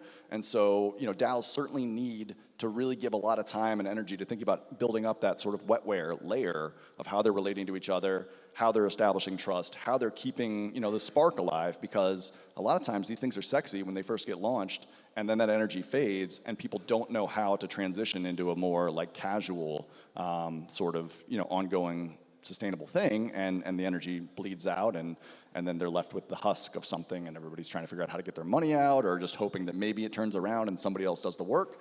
So really spending a lot of time thinking about how to architect yourself to prioritize the human layer connections really will help you sustain that stuff. And so I think with these kind of two views of things, and also the third thing is the recognition too that we don't have a lot of great service providers yet in the space for DAOs. We've had to have legal advice, accounting work, and we spend so much time giving the service professional the context for what's Ethereum, what's a smart contract, what's our smart contract, how do you read Etherscan, how do you then book that in accounting? I'm not an accountant, I don't know how you speak, and I'm trying to teach you a different language. So there's a lot of effort that goes into sort of building up that context. And so one of the exciting things that's been happening recently is the emergence of service DAOs, people that form groups that provide services to DAOs, and it can be in design, it can be in accounting, it can be in like a tokenomics, this kind of thing. But we're excited about that as kind of the next wave of what we're going to see in the next phase of investment DAOs, which I think are going to be more focused on particular subject matters, at least the successful ones. They're not going to be generalist investment DAOs. They're going to be, focused on, particular ZK technology, or they're going to be focused on, virtual beings, or decentralized science. There's a lot of different sort of sub-genres that are going to probably be more effective. And I think that there's an interesting model here where I think that there's this kind of almost natural pull toward investment DAO. It's almost like, the image of like the journey of man, which is like, going from the various like, Homo, hominids and stuff like that as it goes through. And I think at some level, that's one of the things that you could put on the crypto chart, which is like start a project, build a community, and then at some point, once you've succeeded at that, it seems like a natural sort of shelling point appears to be like make an investment DAO, or maybe make a grants DAO. But it seems like this thing that has a kind of a gravity in the development of projects. And so you see that happening when there is something that succeeds, that the next stage is to sort of like make it proliferate. And so that's the kind of world that I think is more likely to emerge here in investment DAOs. And one of the things that we're excited about, MCV kind of incubated a new type of investment DAO that we're going to talk about a little later today called Hydra. It's a fund of funds that invests in other investment DAOs, and it will help incubate them as well and sort of share our experience, not only with like what tools work and smart contract advice, but also really the human wetware side of it, to understand how do you build up a culture inside of your DAO that makes people feel a sense of worthwhile, connection, and a sense that they want to participate, even if it's not something that, is the only thing that could be attractive to do in the space. Because there's so many things that are happening in the space all the time, and everything is founded on the fundamental right to exit. So everybody has an out when they want, and there's a million things to dangle in front of people's eyes. So how do you build something that's sticky? How do you build something that's like rewarding enough to stay with, even though it might not be the sexy new girl in town kind of thing. Do you think, just looking at our last 2 years, do you think MCV has, or investment DAOs in general, has changed like the greater early stage investment landscape? And do you think it will continue to change it? And if yes, like how do you think that's going to happen? Yeah, I think at some level it's like a big redistribution of wealth mechanism, right? Like start a project, make a lot of money, create an investment DAO, send that money out, right? And so I think it has a natural way of kind of distributing sort of the gains in the space and people that are building connections and meeting each other and seeing new technology and helping that along. So I definitely think that it's served a real role in changing the nature of what the space is. I think it gives kind of different horizons to projects. You know, when you can think about, you know, you could build something that's really valuable, but it's maybe like a protocol that doesn't capture revenue itself, but then maybe on that protocol you build revenue generating projects. And so an investment DAO would be used to seed that. And so therefore you could think about the value of doing that sort of protocol level project with a kind of like two-step to it being financially, you know, rewarding or sustainable. And I think that model's out there, and I think it kind of, you know, can incentivize people to do the things that are really worthwhile in the short term. Sweet. So yeah, we got a couple minutes left, but like if anyone in the audience, if you guys have any questions, we actually want to open it up and try to answer to the best of our abilities. So do you guys have any questions? Yeah.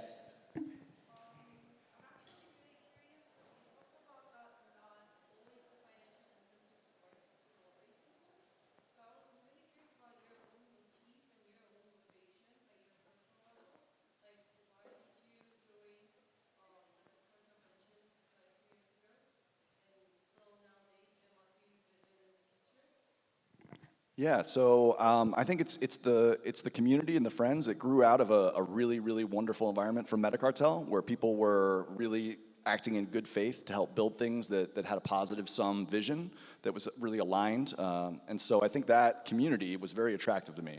And then it's just like throwing an investment party with your friends and trying new things together, almost like you're going on like a road trip, and it's like, what's going to happen? This is going to be fun, right? That's the attitude, and of course it doesn't stay that way, but that was it. I think like the human level connection and really like those ties, those human ties, the trusts, the relationships inside of the DAO are absolutely essential to anything that's going to survive. Like, you know, a kind of like red in tooth and claw kind of like DeFi minded thing where you're just trying to extract are really, you know, impossible to function as a DAO, because it really is about coordination all the way down. And going forward, I want to do the same thing. I want to, you know, meet new people that are good faith operators in the space, that have great minds, that have great perspectives, insights into different parts of the universe, insights into different parts of the ecosystem. What do you think, Siyun? I think I'll say that one is, first of all, when you're starting out, like if the financial incentives aren't strong enough, like people will not work, right? You're not gonna pull together $100 and gonna like, oh, an investment DAO, like impossible, right? But then the other side of that is we don't know to the extent of like how people's what happens in people's personal lives in terms of like time and attention, and you know, so for example, like we started in the bear market. Some people that put in a significant portion of their wealth at that given point in time. Comes to bull market, and then all of a sudden, like MCV is like really, really minuscule, and they just kind of check out, right? Which is supposed to happen very, very naturally. But I think this is like where like the non-financial stuff comes in then, right? Because okay, financially this doesn't make sense, but do you have all the relationships that you've built there? And is this like a community you want to be a part of? Is this an organization that you want to see succeed, right? So then you're going beyond like financial incentives and the whole thing of like efficient market hypothesis, all human beings are rational. It's like, no, not really. Like human beings are not rational, and there are like even in like cutthroat investment DAOs, there's like still like human factors that are at play. So I think I've just kind of seen both of that. Yeah. Yeah, and sorry, I just want to add one final point to this too that I think is important.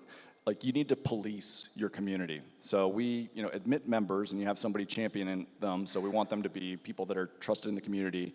And we also have had the instance of getting somebody to leave that we thought didn't reflect the values that we wanted. We didn't want them, representing the DAO.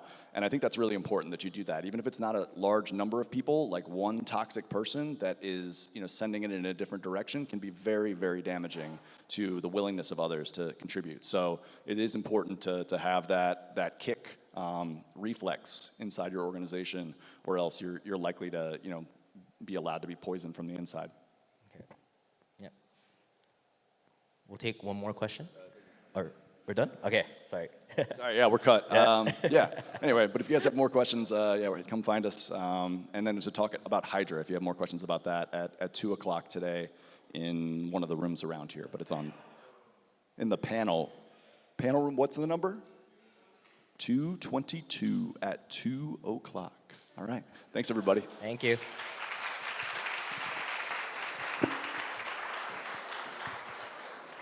Really nice.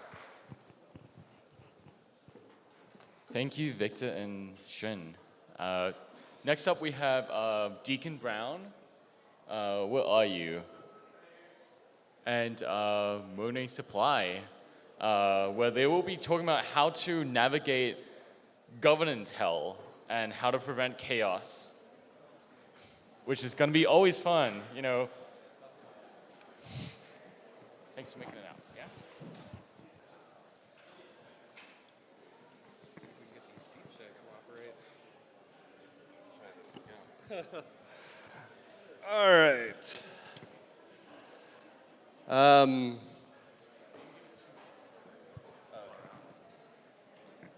Well, I guess we got a couple minutes, so we're just gonna hang. Governance jokes. I don't know any. Does anyone know a governance joke? I guess governance is just. What? Why did the chicken cross the road? To get to the other side? To vote on Snapshot. There you go. While we're waiting for people to shuffle in and out, just want to say thanks to Peter and Yaler for throwing this, all the other volunteers, and all you guys that came. It came across the country and across the world out to this thing. It's really cool seeing this thing, MCON, which started as really like 20 people in a basement at a co-working space, evolving to last year at the brewery, and now to see it where it's at now, and to see a community kind of build this momentum and maturity. And we've only just begun, so awesome. Thank you, guys. Well, I don't know. Probably good to go. Okay, we can get started. So, my name's Deacon Bro. I'm a full-time DAO contributor. Work for DAO House, which is a DAO, and Raid Guild and Metacartel. I was kind of a Genesis member of those three things. So, I'm really lucky today to be here with Monet Supply from the maker community. And yeah, we've both been in the trenches, I think, when it comes to governance. Yep. And so I think we'll just share some of our things about, like welcome to hell, right? What is it? I mean, what does that mean? What does governance hell mean? And the good and the bad parts. Maybe some of the things we've seen and where we think it might be going. Anyways, Monet, do you want to intro yourself? Yeah, I'm kind of crypto class of 2020. I sort of worked my way in through basically governance forums. I initially got really interested in MakerDAO, and I was working in banking at the time, but got laid off in the early part of the pandemic. So suddenly had a lot of time on my hands and a lot of interest in Maker, and just started sort of doing what I could where I could in the forums. And over the next couple months, made some proposals and ended up working my way sort of backwards into a job with the Maker Risk team, and then also with Tally, which is a DAO tooling platform. So I've been, mainly working those two places for the last couple years, just kind of grinding it out. Yeah, it's, that's a pretty common, I think, onboarding story for a lot of people. Maker has been around for a long time. It was really one of the original kind of things, like pursuing this kind of DAO idea. Very strong kind of in-group probably feel, but coming into the forum, offering some value, just poking your head into everything, and eventually them seeing that value and bringing you into the foundation. Although the foundation has changed, it's kind of stepped back, and there's been a lot of changes in Maker, and we could probably get into that too. So governance hell. Does anyone have like an example of that in a DAO that they've been in? And if so, just yell it out. Ave. Yearn. Metacartel, for sure, yes. Some stories there even. Even in Raid Guild and in DAO House. There's Uber House, yeah.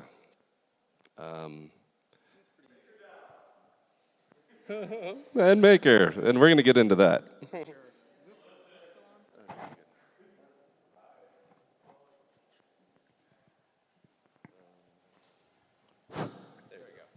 Yeah, I think it seems like a pretty universal experience that if you stick around in DAOs long enough, you will find your own special place in governance hell.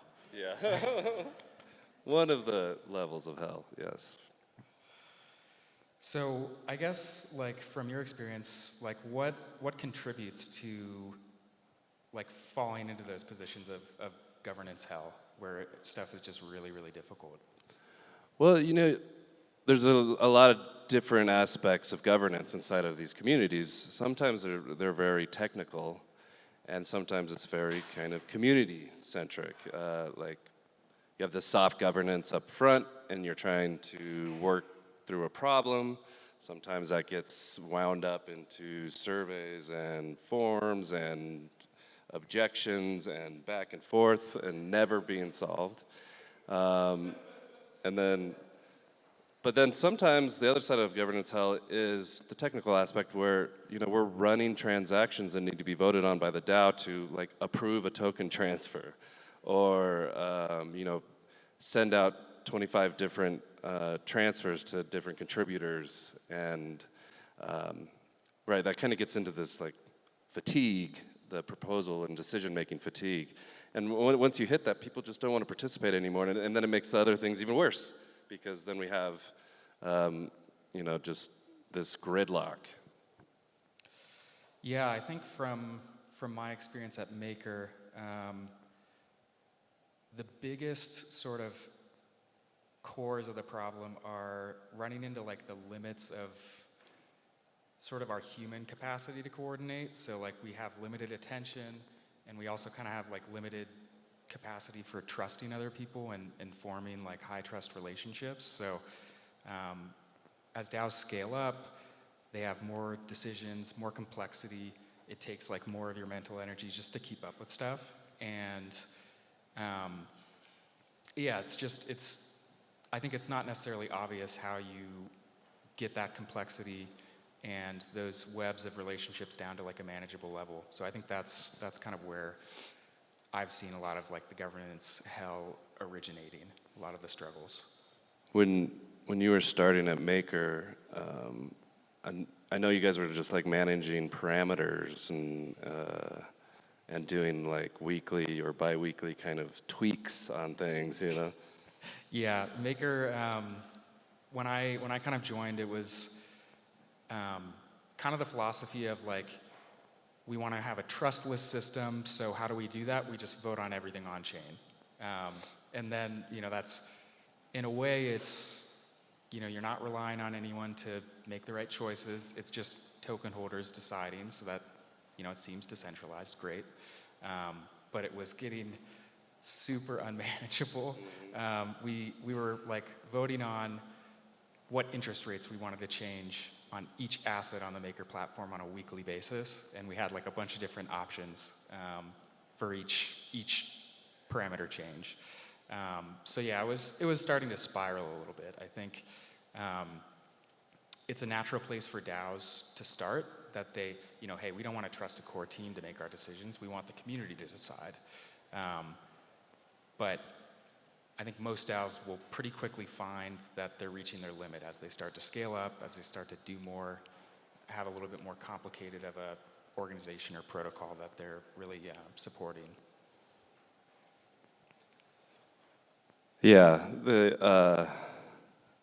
as the DAOs get a little larger, we see that even in our kind of smaller DAOs. So we started kind of a different way in our DAOs because DAO House started with a DAO of 3 people, and we started the DAO kind of with the idea of to help bring in more contributors that really felt kind of a shared ownership and engagement with building a product. But we've definitely seen that even at smaller stages. So we saw pretty early that breaking off into these circles that kind of had different verticals they could work on was going to help. But also that kind of created some communication problems because you start siloing into these different kind of cliques and things like that. It's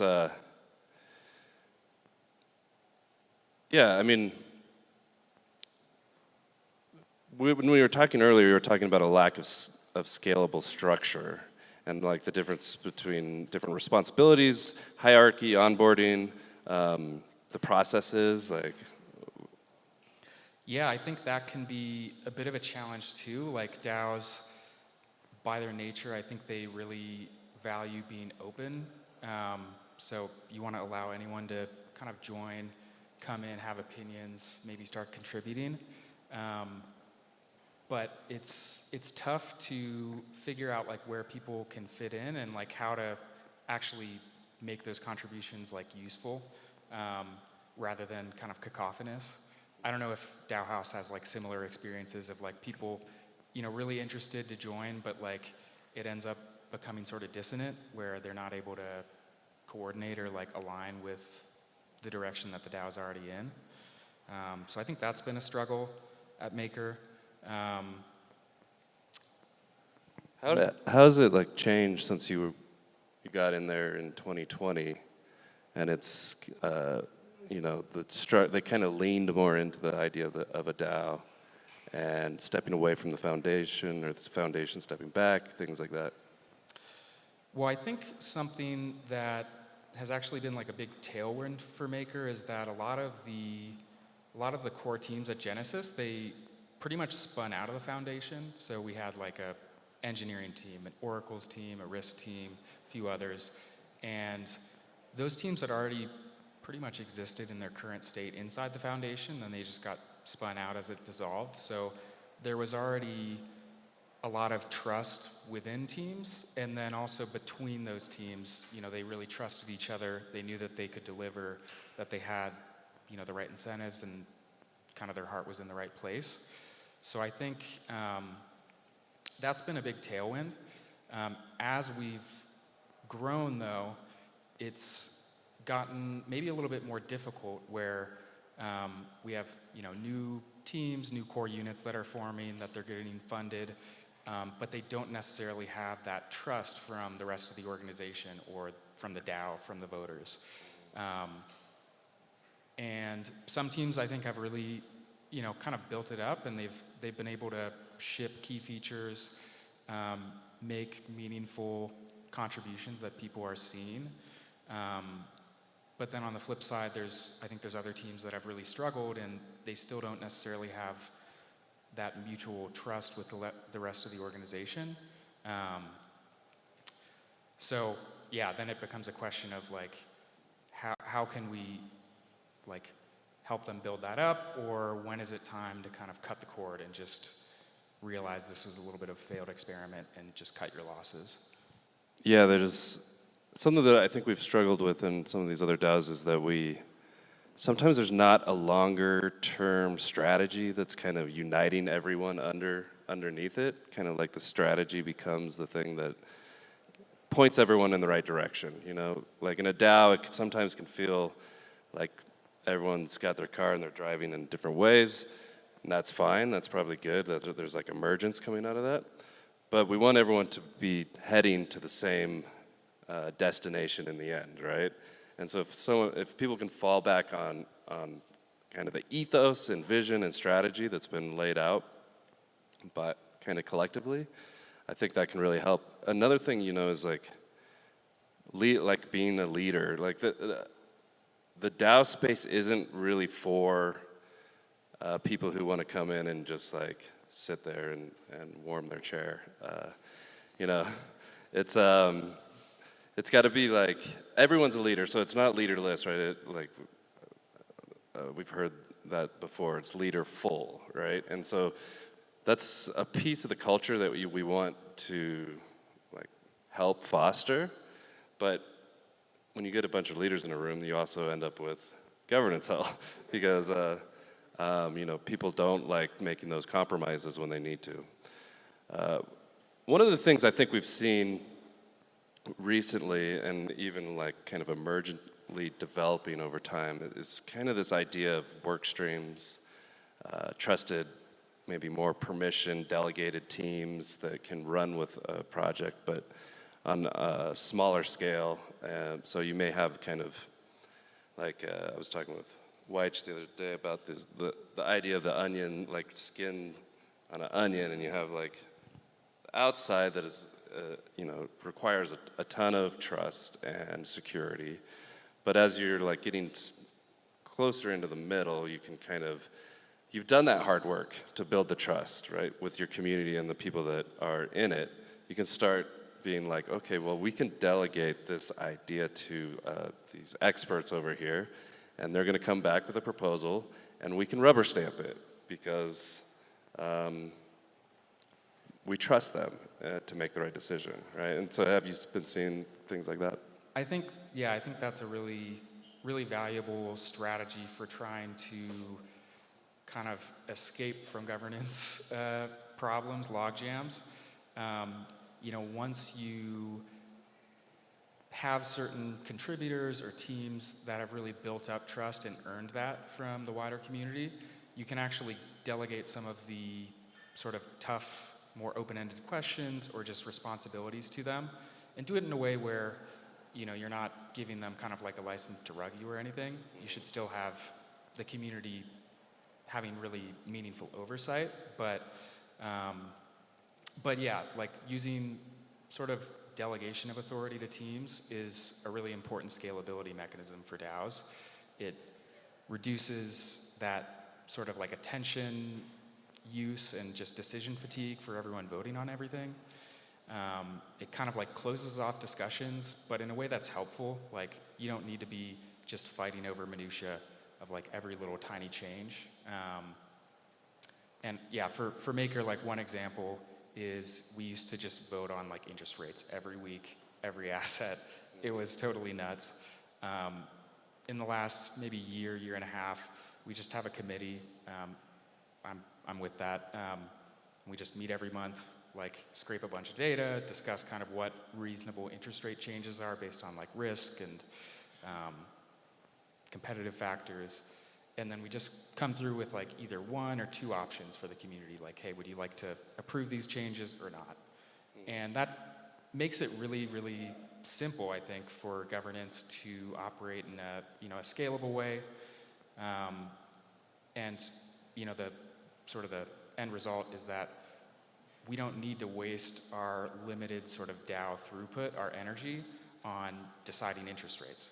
They can just say, okay, that's reasonable, stamp it, move on to something more important or kind of more impactful for the DAO, because we've used some sort of like limited centralization and delegation of authority to just kind of eliminate that from the DAO workflow. And yeah, some of the worries I hear about that strategy, and I think it's becoming more and more popular because it works, but it's that it's kind of a centralizing factor. You know, you're delegating resources to a smaller group that can kind of create these potentially like a clique or a group that's like running away with their ideas and not getting much pushback. I guess one of the ways to really handle that is like how do people get in and out of those smaller groups, right? And is there a path for that, for someone who's interested, new to the DAO, to be like, I want to be part of this maker committee on changing rates? Yeah, actually, it's something that's come up recently. The way that Maker does it, at least in that context, is that the teams are kind of self-organizing. So you could ask to join that like rate-setting committee, but you need the acceptance of the rest of the committee members.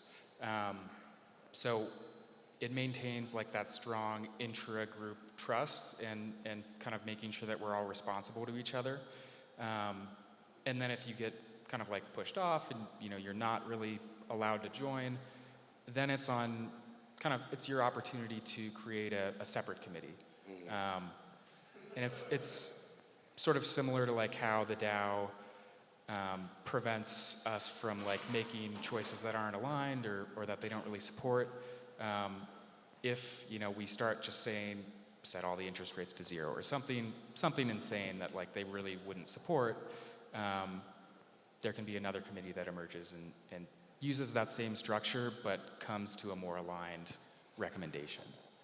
That's interesting because it's kind of a similar thing that happened in Metacartel recently. We're just giving out money, but it still can get a little like, there's 150 people that all have opinions, and we have like an inbound flow of all types of projects that are asking for grants.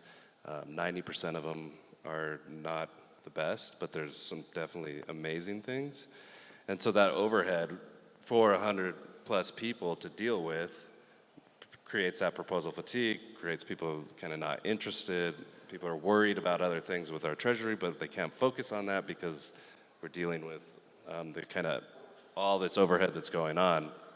So we created this idea of chili pods, which is basically that, where it's like the first one, which was codenamed the Peter Pan Fellowship Fund,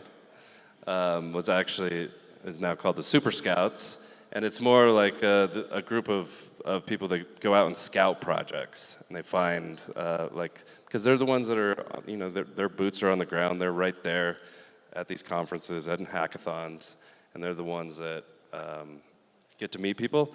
And then it's like, cool, like here, have this small grant so your team can keep momentum and keep working towards the cool thing you're doing, and we want to show that like we appreciate that and we want you to keep going, and here's the money.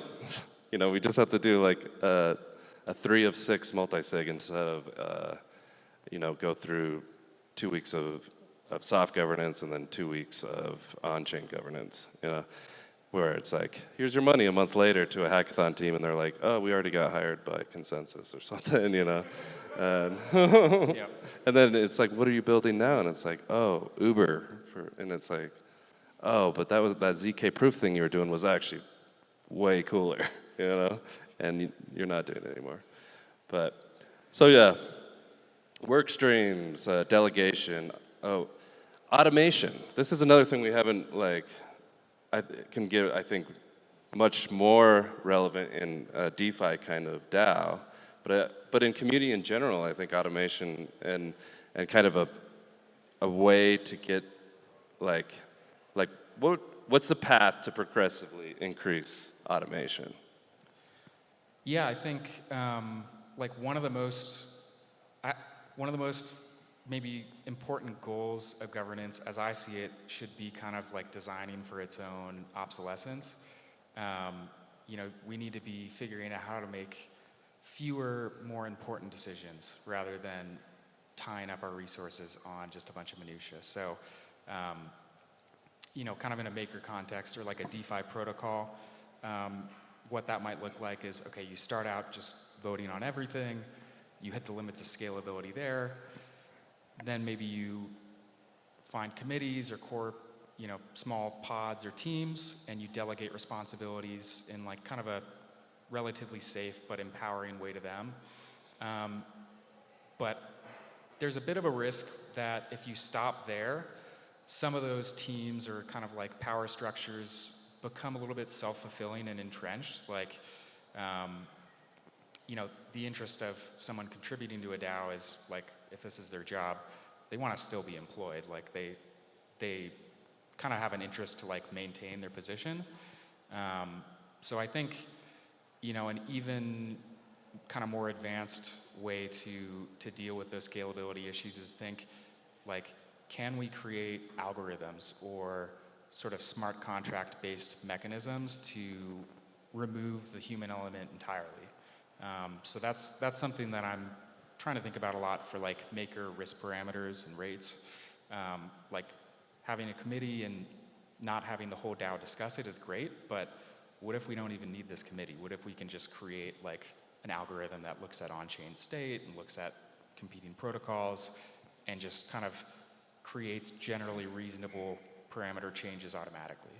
I think that that's like an even more advanced way of escaping governance hell, where we don't even need to vote on this once per month. We just need to, you know, kind of monitor it and then put up a vote to change those algorithms if there's a problem. Yeah, so we're working towards kind of full immutability, but really we have some automation with some checks and balances and escape hatches and stuff ran by committees initially. Yeah, I think that's going to be pretty cool. We are almost out of time, I believe, but so I guess maybe in Maker, what would it take for a committee to make a multi-asset floating peg token? Yeah, I think there's a lot of elements there. Like you have to automate parameters. We only have 2 minutes. No. I mean, I think for a DeFi protocols, but I think this applies to a lot of people. Really, the answer is always figuring out how to like remove governance as much as you can so that you can just shift it upwards to only the most important decisions. Like you just have to respect that the capacity for decision making is like a super limited resource, and just anything you can do to automate, delegate, that's how you escape from governance hell. But you know, whenever you're doing that, you need to make sure that there's the right checks and balances in place so that you don't end up rugging yourself. Yep. Yeah, and I think, you know, we're all growing together, and it's interesting how we all kind of come to the same conclusions together, and I think we're just getting better because we can learn from each other, and it's just that kind of feedback loop. So thank you guys for having us. Yeah, thank you.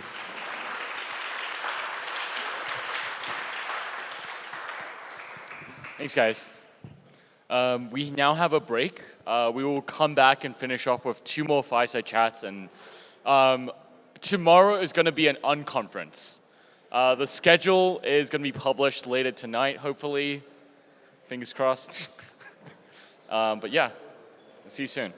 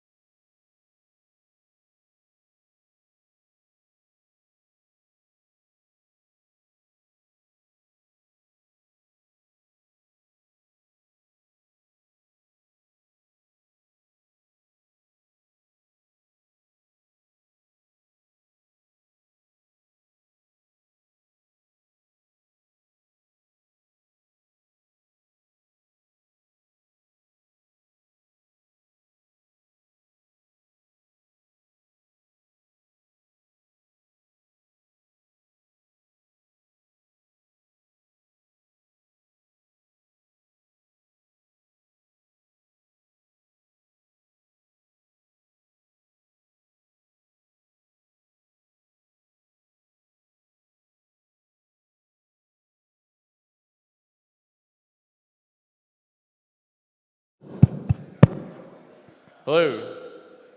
Holy shit, this is loud. All right. So the next up, our two final fireside chats before we have tomorrow, which is full of unconferences. And today we have Jarek from Reverie and Shreyas from Llama DAO, and they're going to be talking about treasury management and I think generally, yeah, like sort of your experiences.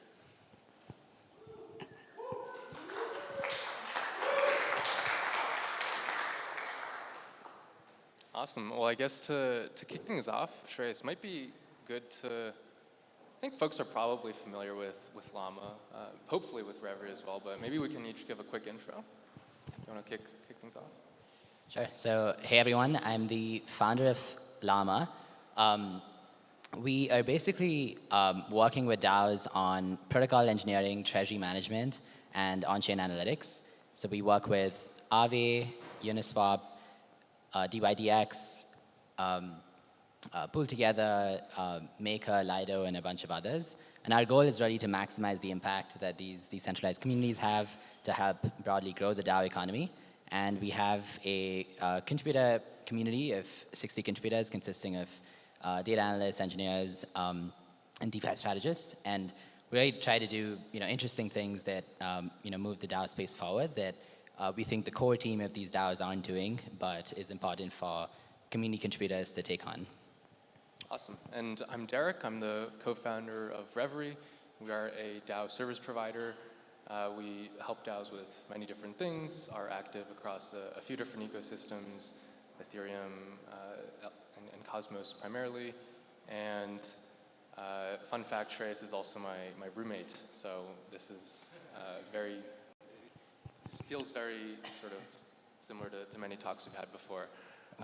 We haven't, like the last 3 weeks I've been in the West Coast, so this is our catch up after 3 weeks. Exactly, and everyone, it's a good catch up time. So I guess the topic today is treasuries. It's something that I think both Shreyas and I have thought about and worked on for quite a while. I remember you wrote some original pieces in 2021. This was back when it was probably one of the first pieces about protocol treasuries, right? Like at this point, there's a lot of content, there's a lot of thought leadership about it, but you guys were really, really early. Like, since you put out some of those pieces detailing what protocol treasuries even are, like, how do you think it's evolved since then? Do you think we've made tangible, positive progress 18 months later?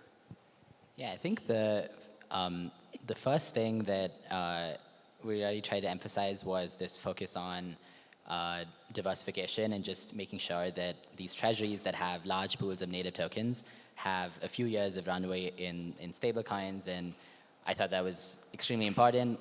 If you want to continue to run a DAO sustainably for some time, you kind of need your capital to be some capital to be denominated in the same currency as your expenses are, which is dollars.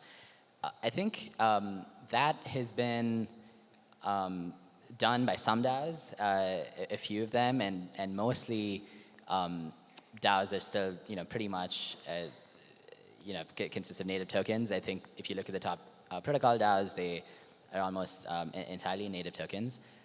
I wouldn't entirely blame them. I think there are issues with doing this well, as you know, and curious to hear what you think about this. But I think few challenges. One, it's hard to do this entirely on-chain and trustlessly, because you get into problems of how do you execute this well, how do you get this through the community that usually doesn't want anyone to sell their native tokens, and it feels like you're dumping on the community, and how do you do this without sort of slippage and MEV risk.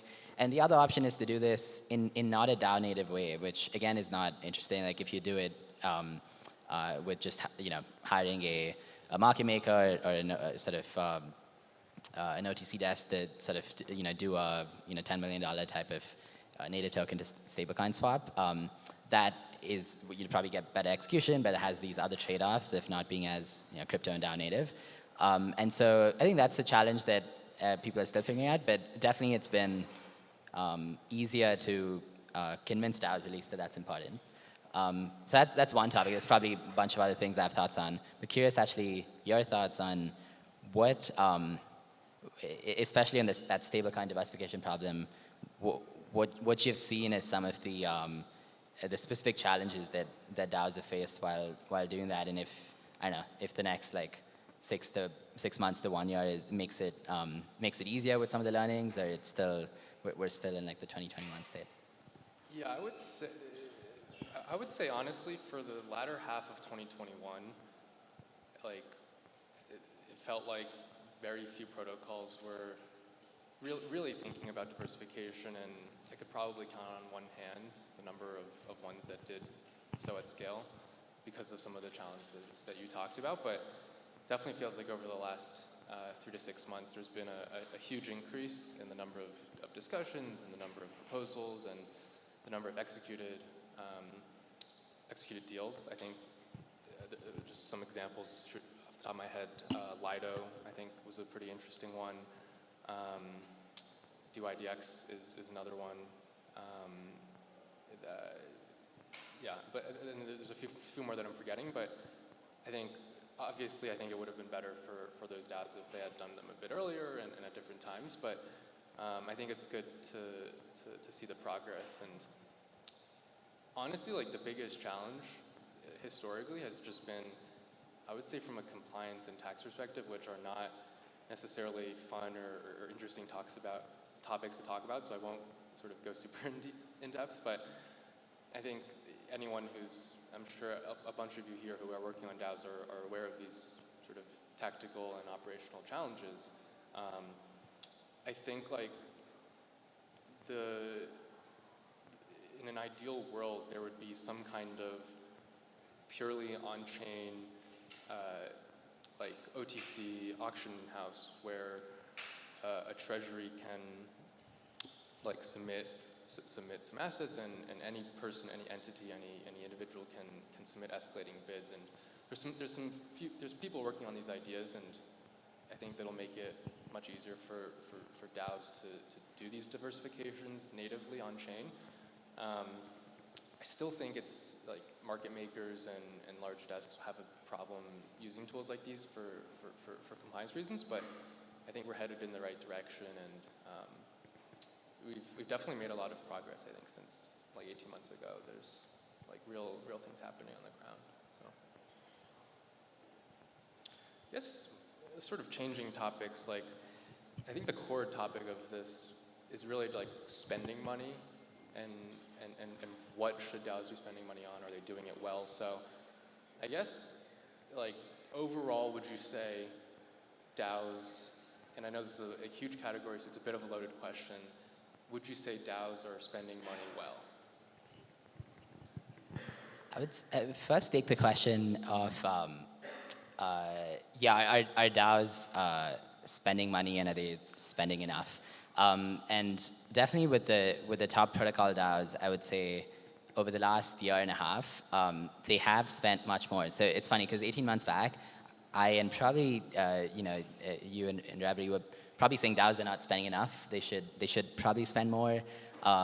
Of course, depends on what you spend, and so that's it totally it's like DAO dependent and stage dependent. But generally, the DAOs could take on more community contributors that are specialized on specific things, or actually contract out to auditors. So I would say definitely that's changed, and DAOs are spending more. So DAOs have set up grants programs. DAOs hire service providers, service providers that work on risk, like Gauntlet, that work on sort of auditing, like Sartora and Sigma Prime and a few others, and Open Zeppelin. And other services like sort of treasury management and these other services that have the DAO. And there are a few of these DAO-specific groups, like BGD works for Aave, and they work on kind of protocol maintenance and protocol upgrades.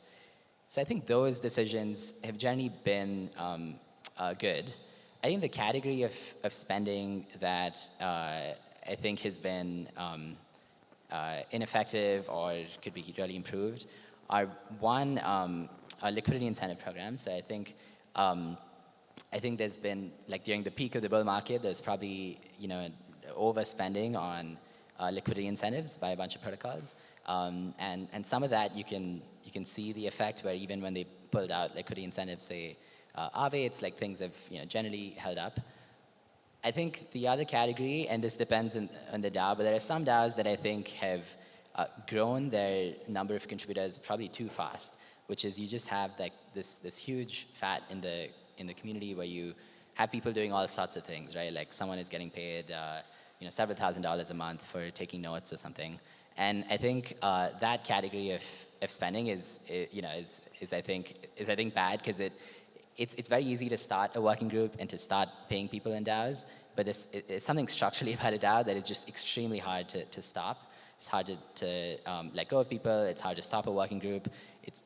There's no incentive for anyone in the DAO to say, hey, this person's getting paid too much, because you're kind of viewed as, it's just, you're the guy doing that, and you don't want to do that.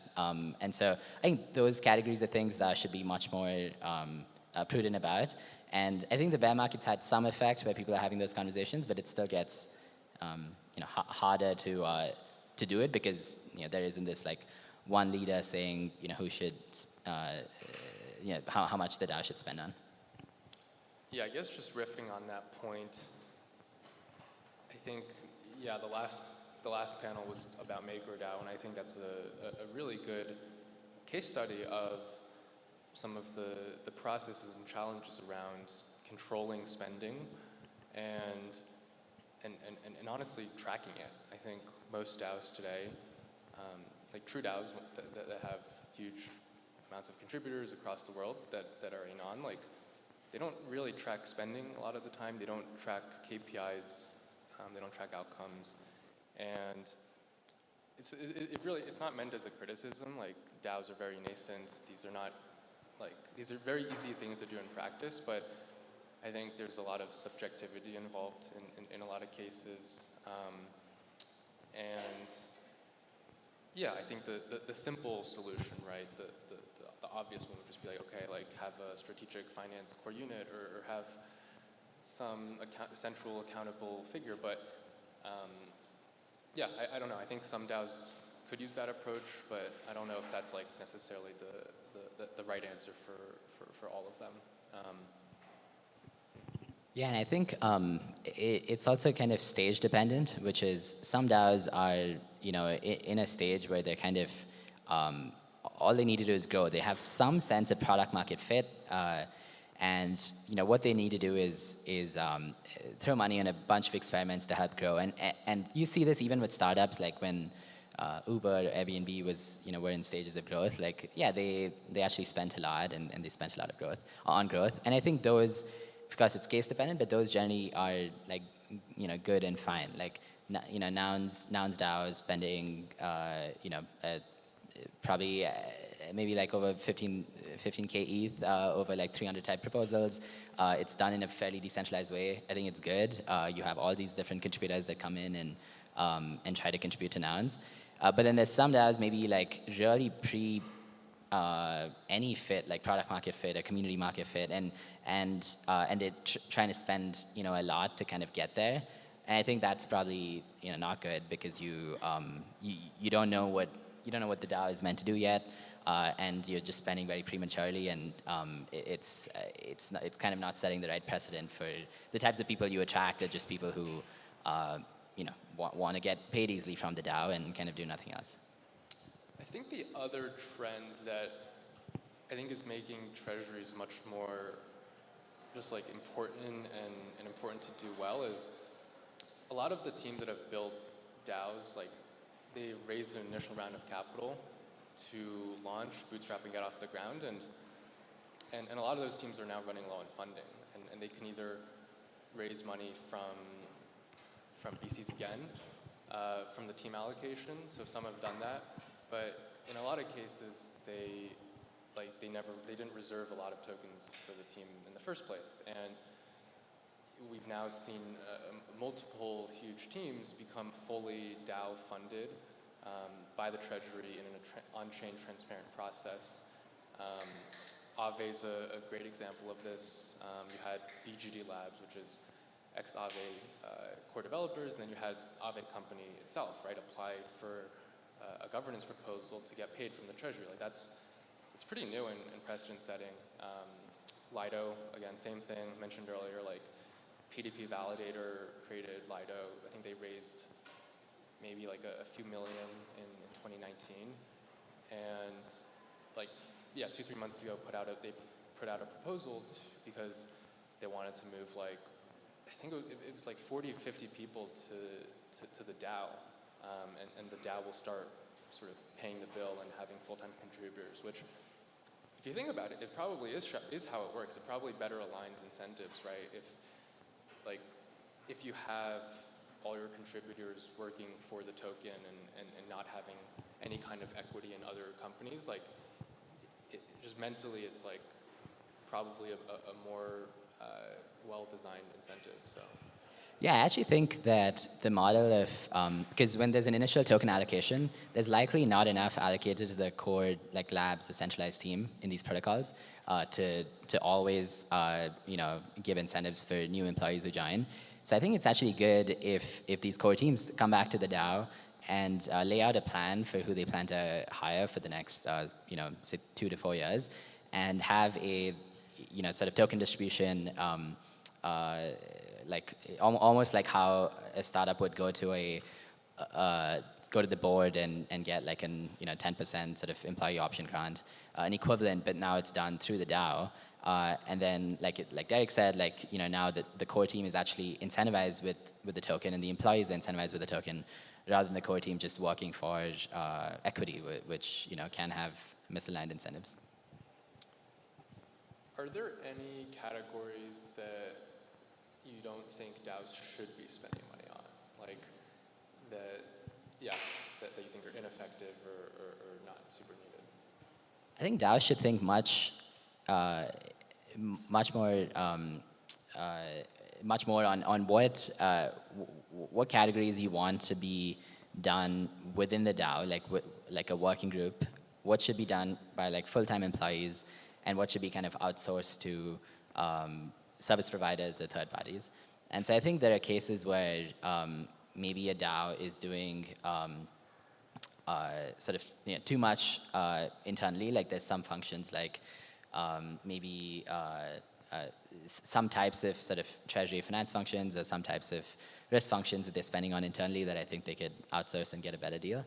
I think the other thing, which I mentioned before, is incentives, and this happens in the bull market. Like there's a real focus on market share and growth at all costs, and I think there's not enough of an evaluation of the ROI of some of these incentives, whether it actually is cost effective and helps grow the project, and there's a fear in almost switching off incentives because of that sort of growth at all costs approach. But I think some of these incentives, liquidity incentives, are actually ineffective, and DAOs should stop spending on them. Do you have anything to add to that list? Yeah, it's something I think about a lot, and I chat with Larry, my co-founder, and he wrote this piece. You can find it on the Reverie blog, called specifically about this question of capital allocation. And like if you look at the sort of opposite end of the spectrum of DAOs, which is the modern like LLC, the modern C Corp, there's like well-established principles for how to allocate like if you're an internal executive, how to allocate capital to the highest returning initiatives, and how to think about it, and like the basic principle of cost of capital, right? And I think some of that applies to DAOs. I think like that sentiment is probably it's probably underappreciated, I would say, in a lot of DAOs, especially protocol ones that in many cases are still like building and iterating quickly, so they need to be effective and efficient. So I think that's like probably a belief that I have, but I would also caveat that with, I think the whole point of DAOs is that it leaves a lot of room for experimentation and innovation, and for people to come in on the edges and to play around with things that are non-obvious and don't necessarily have a direct ROI. So I think it goes both ways. It's sort of like maybe like a barbell approach where you reserve the majority of capital for things that have direct ROI and things that are like frankly have tangible benefits to a protocol's core KPIs, and then you leave some room for experiments, for spontaneity, and for people to like just make things up. Because I do think that is important. If you lose that, you kind of lose the point of a DAO, which is open access to a global set of contributors and having them all contribute and work in a different way. So I think, yeah.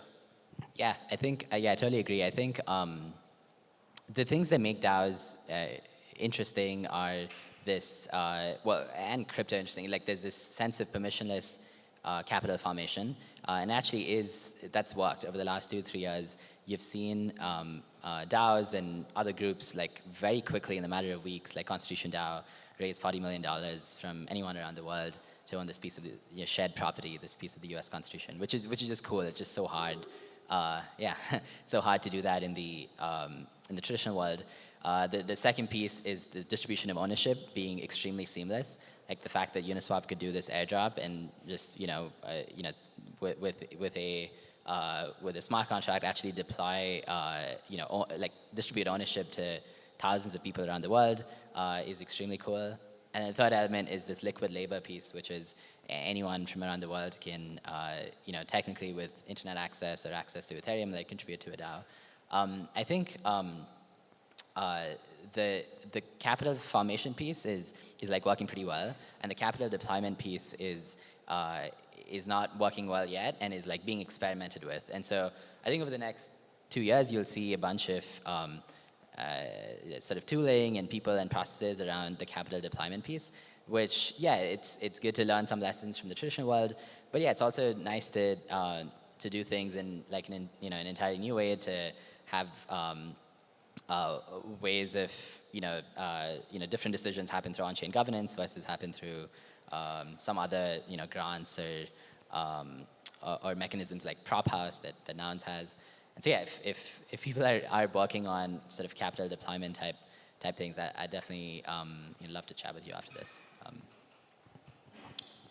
One more question.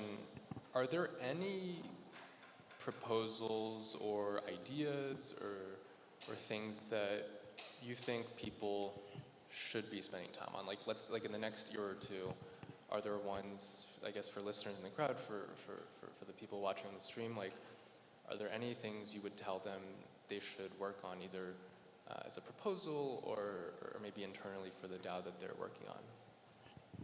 Yeah, my framing for this is thinking through, again, this is like protocol DAOs, but thinking through what is something that's of high impact for the DAO that the core protocol or labs team isn't working on. And that can be a wide range of things, from risk to treasury allocation to sort of products on top of protocols and products on top of protocols could mean something like what Visa is doing on Uniswap v3, or when some of these like Nouns clients are doing, like Llama's building this thing called Pronouns. My co-founder Austin Green works on this, where it's basically a bidding interface on top of Nouns. And so you have Nouns, which is a it's a DAO, but it's also a the core protocol is one Nouns NFT every day, forever. And I think that core protocol and governance lays this foundation for products that we built on top of it. And unlike say traditional Web2 companies, where when you're trying to build on top of Twitter, you can actually get rugged. In Web3, you can't, and that's something you should take advantage of. So I think products on top of protocols is another category. And then lastly, which is different, it's not a product, but I would say it's just it's like kind of a role, or a role in a DAO or a proposal, which is compensation. I think it's hard for any contributor to a DAO to themselves think through how much different people should get paid, because they're getting paid from the DAO too, and they're kind of with their peers, and it's weird to step up and be like, this a particular individual, a working group, a service provider should get paid less. And to have some type of more independent entity or group work on compensation, I think would be, quite important and a need that isn't met right now. I think just to add, the other dynamic is, I think the reality of like the DAO job and service landscape is that it's probably one of the most inefficient markets out there, right? Theoretically, DAOs, anyone can join, anyone can access, anyone can work for them. I think, again, just we all like sort of practically, if you've ever contributed or tried to work for a DAO, you kind of understand that there's huge transaction costs to joining a DAO, to getting the right context, to getting buy-in from key stakeholders and putting up a governance proposal. Like these things take weeks, if not months. And like for any specific function that DAOs need to hire for or they need to complete, like there isn't like a huge list of people that can go out and do them. It's a pretty short list, and I think that's a big cause for a lot of the negativity you see around DAO treasuries and misspending and stuff like that. Like in a perfect world, you have, like if you think about it, like DAOs, what they do enable is a set of like hyper specialized individuals or service providers that are like best in class in what they do and can focus on that one specific role for a bunch of different DAOs at once. Like that is sort of, I think that's what will happen in an end state market that isn't really possible in traditional employments, right? Like it's different from consultants in the sense that like traditional consultants, they can't really go out and do these things themselves. They can make recommendations to company executives and who can then apply them or not. Like I think with DAOs, the difference is you can have hyper specialists that can actually go out and make these changes themselves and focus on day-to-day still. So I think we're still very early. I think all the tooling around like tracking spending and making payments, like all of that will get better over time. But I think the main thing is just making it a lot easier and lowering the barrier to actually working for a DAO. I think it's too difficult right now, so it's hyper specialized. Yeah, I think one thing on transaction costs before I think we have to wrap up. I think cost theorem is actually a good framing to think through this. And so, this economist, Ronald Coase, wrote that in I think the 1920s or 30s, that the purpose of the firm was to reduce transaction costs. And so, in Google, a engineer and designer and lawyer they're not working independently, but they're working together as a firm because that actually reduces transaction costs of, the cost of sort of finding the right specialized worker, of negotiating what the scope of work is, of actually closing and hiring them, and negotiating prices, and of enforcing contracts. And so I think that category of things like transaction costs and what drives transaction costs for labor in this like internet native economy, those almost tackling like what functions in a DAO can reduce transaction costs for these like individual or specialized contributors is like a very, I think, useful framing for like what to work on and what the DAO should actually tackle and maybe what it shouldn't. I think we have maybe a minute or two left. I don't know if we can keep going, but I'm happy to keep going, I guess. Yeah, I think we have to wrap it up. Okay. Do we? Okay. I guess. Yeah. Okay. Yeah. So. Cool. Thank you.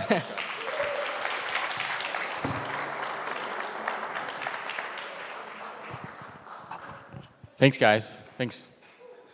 That was amazing. On to our last fireside chat of MCON. It is Colton from Ristal and Goblin Sachs and 1KX, and Adam from Code Arena.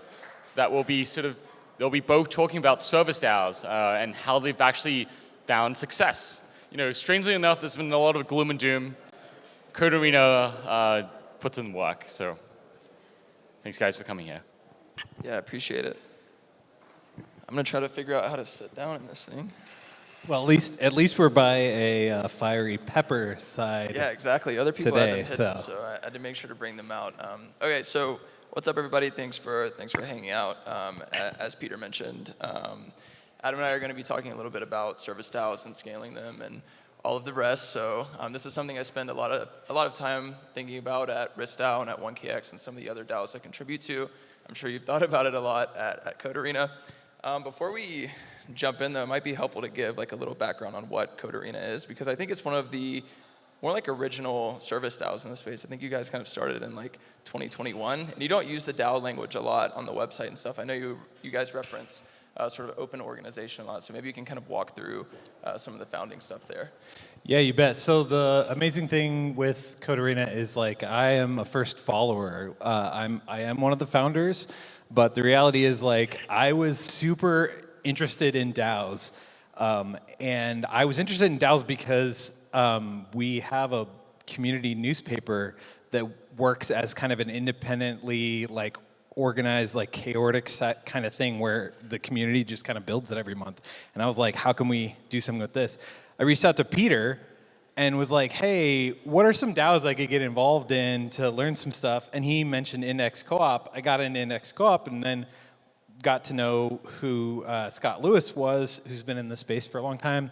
And so I was following him, and he posted this tweet. And I'd been thinking, because I have a bit of a background having had an audit firm as part of my business in the past that did security audits. And so I was like, hey, this is a really cool idea that Scott posted in terms of doing competitive audits. And I've been watching all the hacks in the space, and I was like, been thinking about it, and I was like, this is actually an innovative concept. So what Code Arena does is we run contests as audits. So rather than somebody, and they're largely on code that hasn't made it to production, but a lot of times we do pull in bugs that we find that are in production code.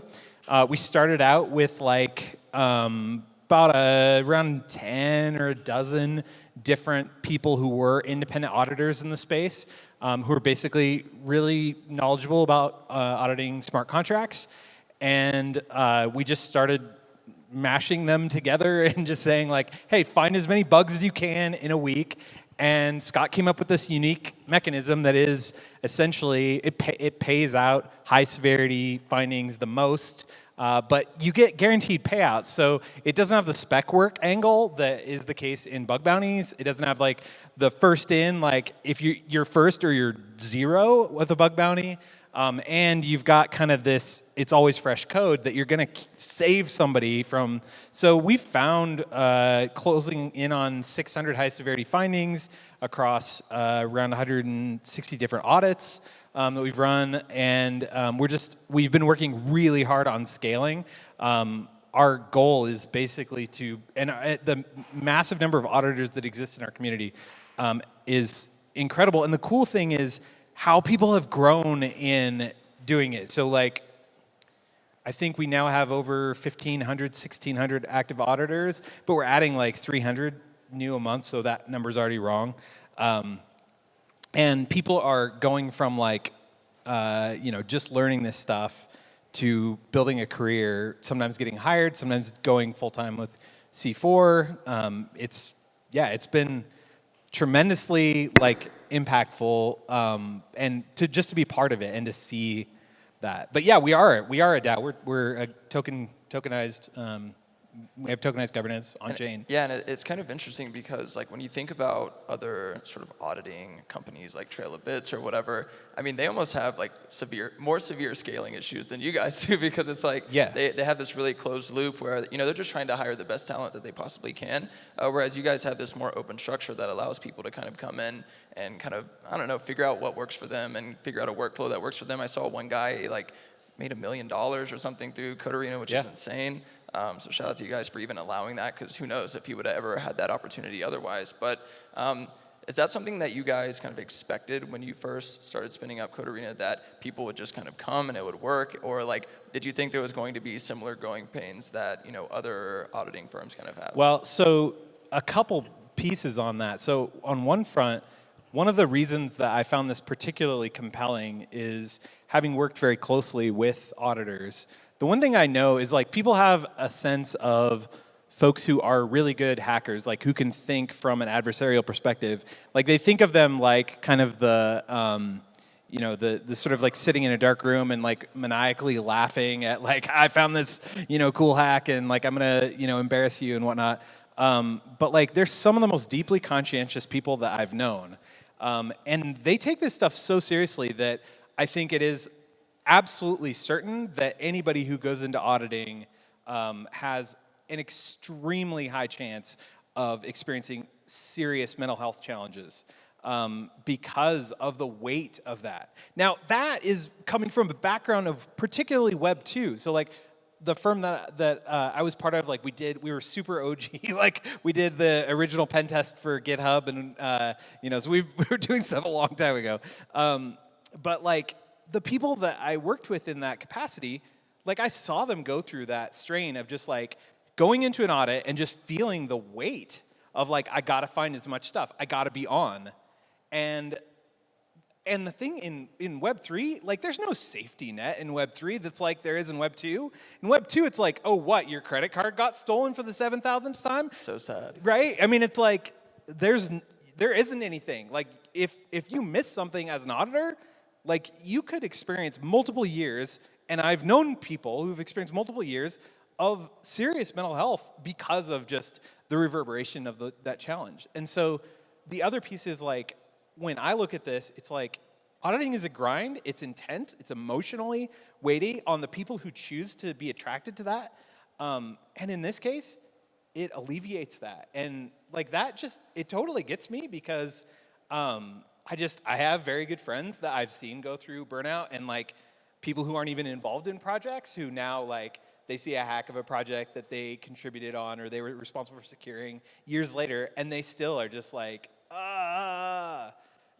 Yeah, it's pretty tough. Like, I mean, the consequences are really high in the space. I mean, any small mistake you make in a smart contract can cause some sort of like innocent person to lose their whole life savings or something like this. And we've seen it time and time again, even at the most like reputable projects. Nobody is kind of like innocent of this. And I think like what you kind of mentioned there about the values sort of underlying Code Arena and kind of like that emotional side, how it like means a lot to you guys.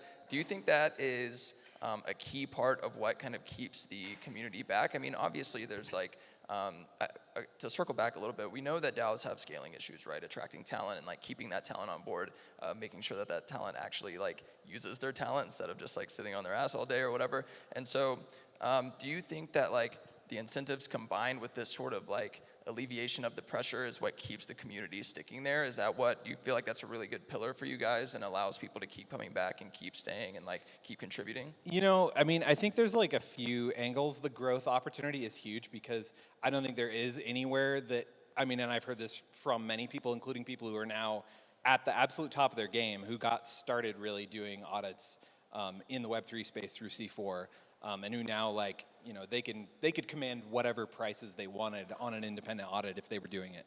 And the thing is like, you have this feedback loop that is incredible because at first it was like 10, I said 10 or 12. Now like most contests have like 100 people competing.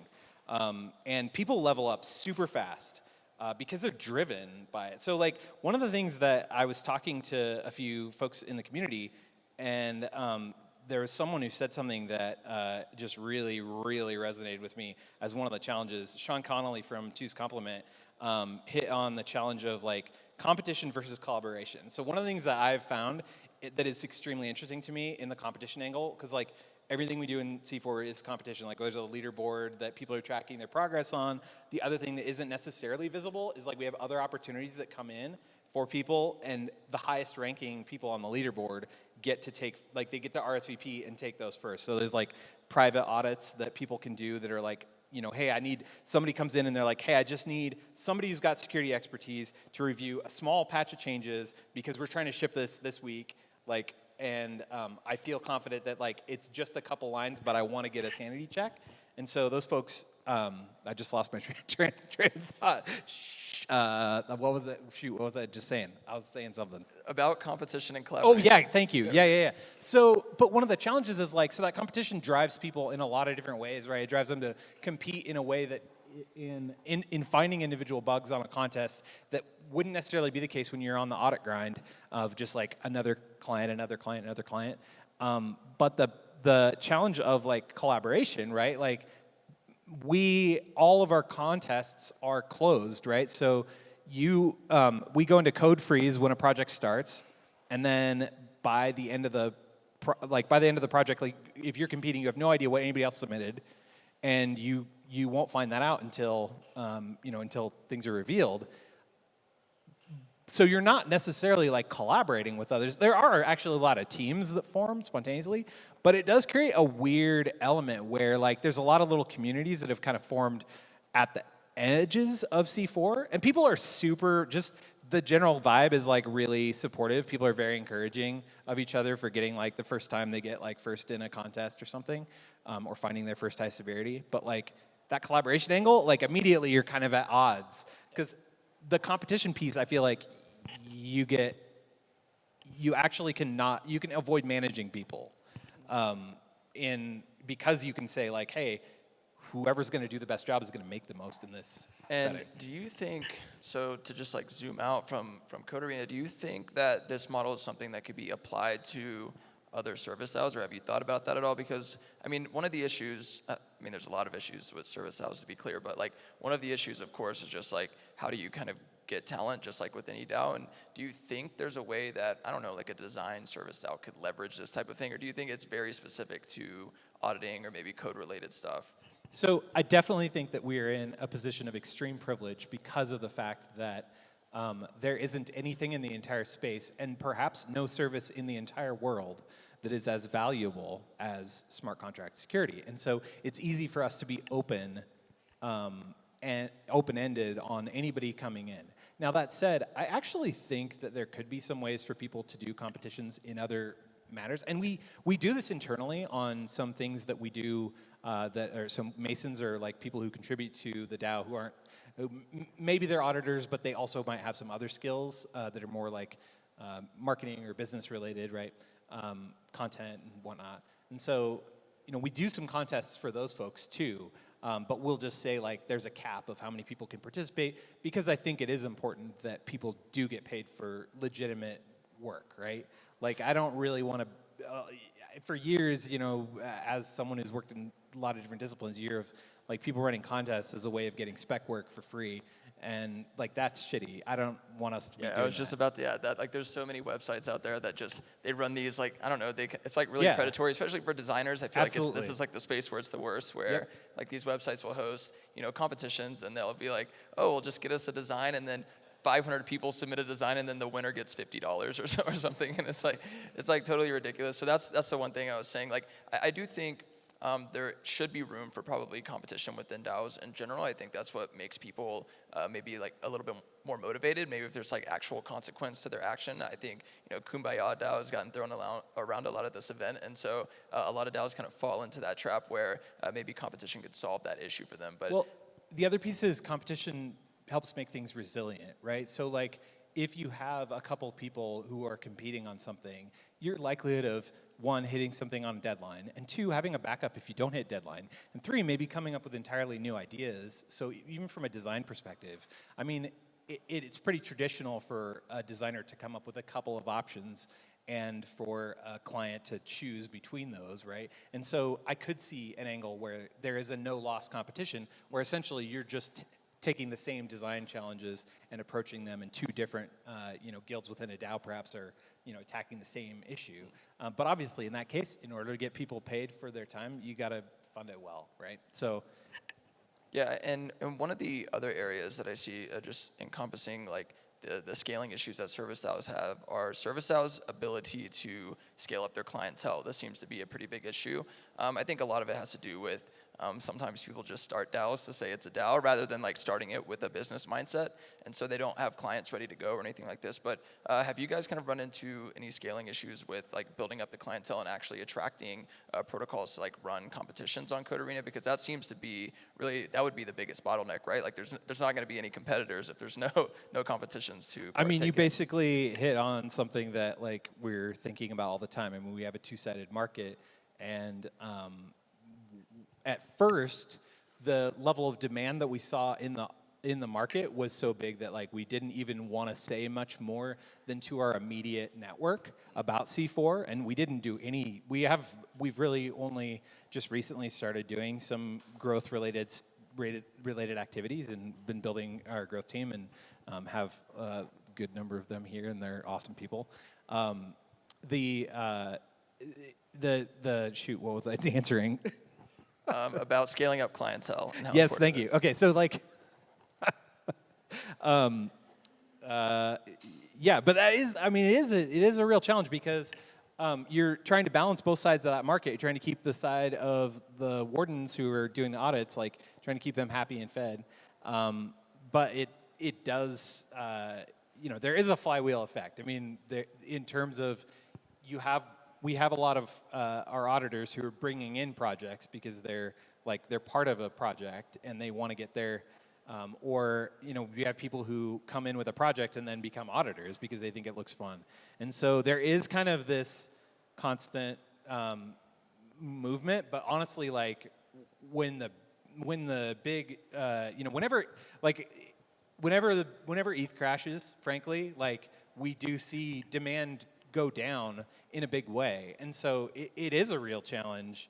I mean, we were hitting to the point where we were running 6 contests pretty consistently each week. And then May was huge, but June, it was like kind of a lagging thing. But like June, July is pretty light. We're starting to see it pick back up again. Yeah, really, because people are building. I think that comment about the market is really important to consider too, because I mean, a lot of service DAOs, since they're DAOs, they kind of focus on the Web3 ecosystem, and a lot of the time, demand for a service depends on people's ability to pay for it, right? And so, like, if all of the other DAOs that are supposed to be your clients lost all of their money because they didn't talk to Llama or whoever to like manage their treasury properly, you don't have any customers. Yeah. And so I think that's a challenge that none of us really have like good solutions for. I would really love to see more DAOs kind of expand outside of Web3, maybe because that's like a hedge against the market a little bit. But I think part of that requires reputation building, and that's something I wanted to ask you about. How do you guys go about scaling up reputation and making people sort of respect Code Arena whenever you can't guarantee the quality of the type of contributors that are going to show up for a competition? So the reality is like the results have done that for us in an incredible way. So people on the very first few audits, every single one of them said, this is the best audit that we've ever had. And we've had really good audits from good firms. The challenge is just, frankly, like how can 2 people outdo 10? And then how can 2 people outdo 100? It's just impossible.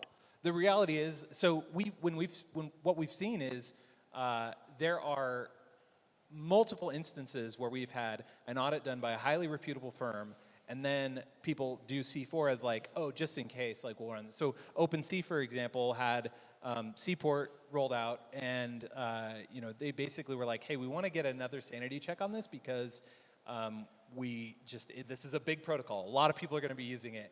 And the people who were involved in it know what the stakes are, right? And so they were like, hey, can we spin up a contest? 48 hours, we were able to get them a contest going. And that contest, even though the project had already been audited, we found 2 high severity findings, 2 medium severity findings. The previous audit only found 2 lows. And that was by a reputed firm, and I'm not slamming them in any way. There's no way for 2 people to compete against 84 people. That's just not, and in that case, we had to also, you talk about like logistics and challenges, and one of the things I heard people talk about is like, dealing with all the compliance stuff. And for that contest, OpenSea, someone said yesterday they're kind of like Web 2.5. Like they had to be, everybody who got paid through it had to be able to pass OFAC screening requirements. And so where C4 by default is like, open, anybody can compete. We don't even know. We just give us an ETH address and we're good to go. In that contest, like we actually had to do full KYC process, but we were able to execute it and get everybody on board. And now we have like 180 people that are KYC'd, NDA'd in the community. Interesting. Yeah, I mean, that's kind of like, I mean, I don't know anything about legal stuff, but I mean, I think like one of the issues that service DAOs also have is this like legal side of it. And was that kind of the first time that you guys had to juggle that type of weird thing? I mean, it might not be weird now because you kind of like have processes for it and things, but like I don't know, was that like a weird thing for the contributors? I mean, I know a lot of people contribute to DAOs because they don't want to do that type of stuff, but I guess if money's on the line, you'll do anything. Well, so we did come up with like what we kind of refer to as like a zero proof or zero knowledge KYC NDA. So we actually have a third party that vets them and clears them for OFAC and all the rest, and then comes back and just basically gives us a thumbs up. Their information is on file, so it doesn't go back to the DAO. It doesn't go back, anywhere else. So, and I think because we were very careful and we took a lot of input from the community and how we did that, but we were originally building that out in order to be able to do private audits. And then we were about to roll it out and say, hey, we can do private audits now. We can do private audit contests with having like 100 and some people easily competing in a contest. But in the process of being ready to roll that out, OpenSea came and they were like, oh, by the way, there's this one challenge that It's a minor inconvenience we have for you guys. Sorry. It was like, oh well, good thing we were working on that for literally 4 months. Yeah, that's so funny. And one thing that I think is also interesting about you guys is that you just mentioned governance, and this was something I actually didn't know about Code Arena, but most service DAOs are so new that they're basically just like every other DAO, it's like a multi-sig with a few signers or something, which is fine. I mean, they have to be kind of a business first, and they have to figure out how to make that work, but governance is something that's like far out on the horizon for a lot of service-oriented DAOs. How have you guys kind of like worked that into your processes and made it work for you without it being like a big hindrance in any meaningful way? Well, there's a few things that I think hit on there. I was talking, Evelyn from Sporostat was talking about like just the pain of like the legal, tax, and securities compliance piece. And that, honestly, like, it slowed us down so much. We were working on that for probably 6 months, seriously, to just get that shit straight and to find attorneys that we could work with who could help us figure it out. And when we launched things, so like we'd just kind of been bootstrapping it and hadn't touched any of the funds that had come in aside from paying out to wardens who were finding bugs and judges for running contests or for judging contests. And when we launched, we basically had just this MVP governance. The governance has sovereignty over the DAO treasury, and this kind of hits another piece of like, I think a big thing that if I was going to rant about one thing that I would hit on, and you hit it too a minute ago when you touched on like, if you're running a service DAO, like you have to be focused on the business, like you just have to. And there's a really good piece from a guy named Dan McKinley.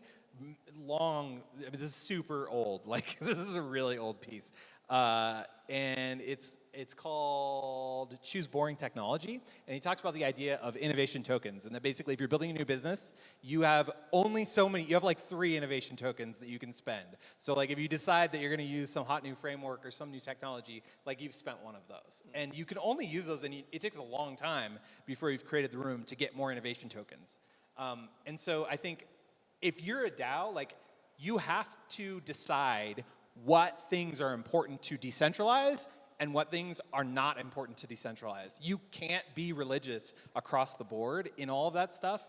It's awesome. I mean, if what you're building is an experiment and not a business, good Lord, decentralize every damn thing. Do whatever you want. Yeah. But if you're trying to build a business, like you have to solve real problems, and there have to be people, and that was something we saw really early with C4. So like C4, I just was at first running the whole, like pretty much the whole thing in terms of logistics, like build a lot of processes and stuff. But then I was like, we need a team. Like I'm not really a maintenance person. Like I can build stuff, but like I'm like all over the map. And so C4 has a team that is full-time staff that are hired as a corporation by the DAO. and the DAO can basically fire them at any time. The DAO has a rolling fund that goes to them like on a periodic basis, but it's like, it's a pretty short leash, honestly. And we want it that way because we want tight integration between the two. But one of the big things that we hit on, and it's in our constitution, is like we prioritize actions taken without a vote. Like we actually prioritize delegation. We prioritize finding experts who can work on problems and bring them forward. We prioritize rough consensus. And the reality is that like just voting on every damn thing may feel really good, but I don't even know if it feels really good to be honest with you. It feels really good if you're religious about it. Yeah, it feels really good at first when you're religious about it, and then it feels like hell. But yeah, I mean, it's like you really have to choose what you're doing. Yeah, and I think like we're gonna harp on this a lot because I think it's just like the most important thing for service DAOs is this business first model. I saw, unfortunately, so many DAOs that launched that were kind of service oriented over the past year and a half that launched a DAO just to like be a DAO. And trust me, like you don't even actually really want to be a DAO as bad as you think you do. It's harder. Yeah, you basically want to like coordinate people that are like you, and you want to like make money doing that, especially if you're services oriented. So focus on that and make sure the people that are on board have or are part of processes that make sense to them.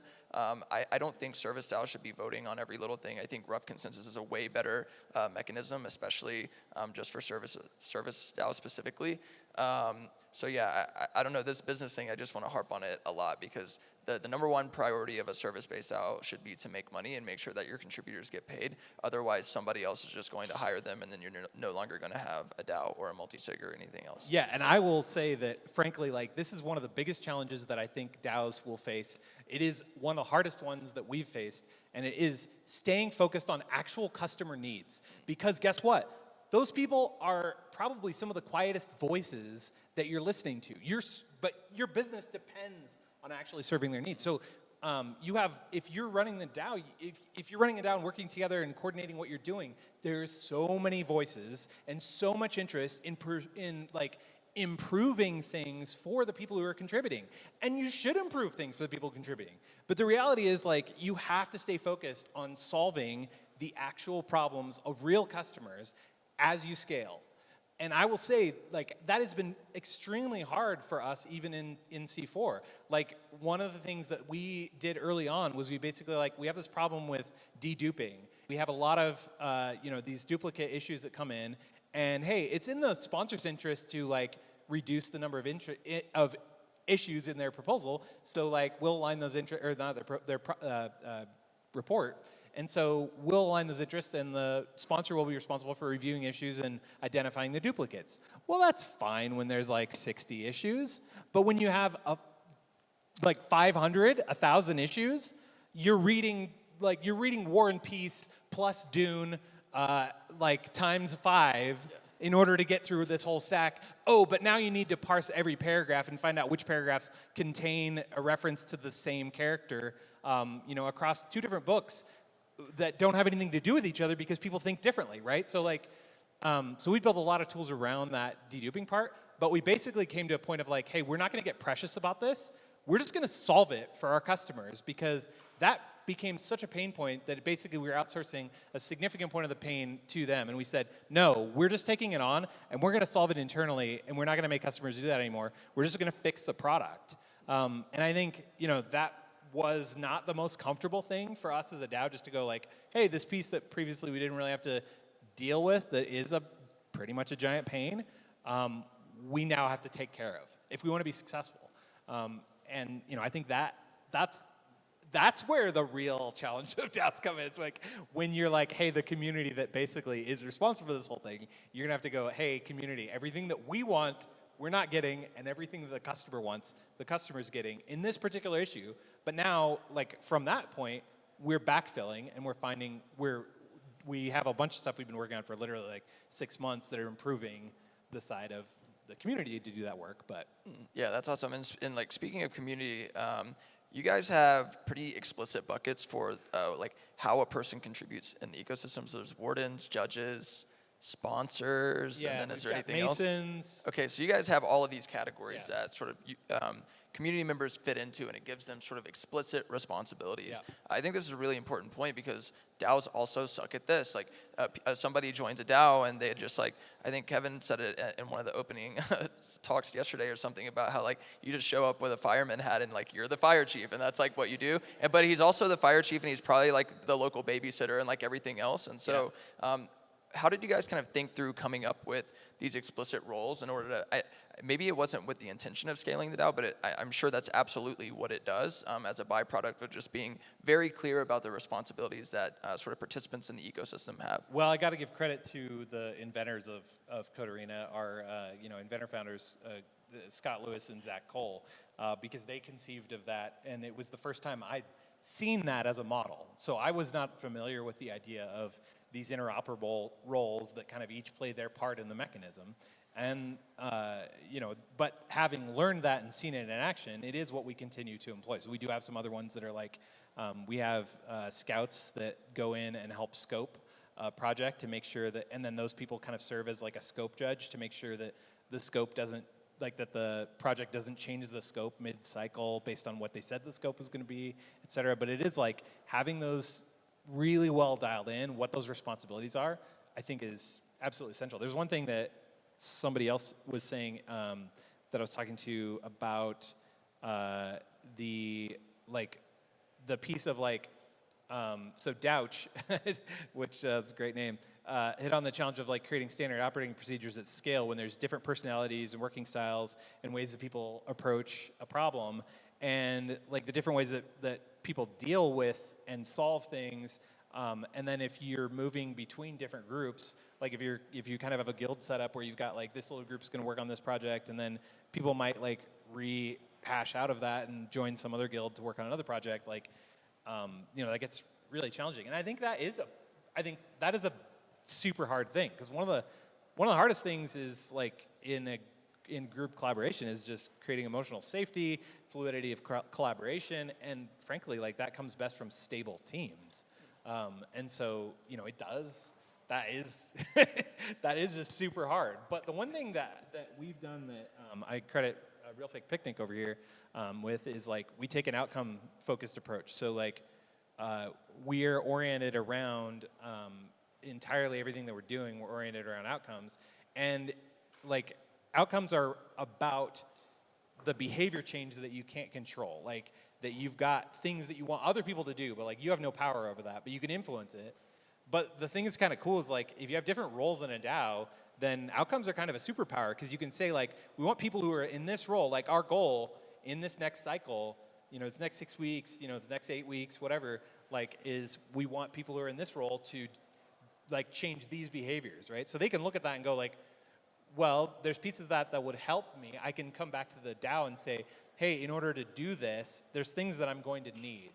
Or I can go, oh, well, that's easy. I didn't even know that was important to like the other stakeholders in the DAO. Like I didn't know that it mattered, right? That auditors don't necessarily realize that like, oh, the fact that you can DM the projects means that they could get really overwhelmed if you're like carrying on chat conversations because they've got 100 people doing that with them. So it's like, be really, really respectful of that, those kinds of things.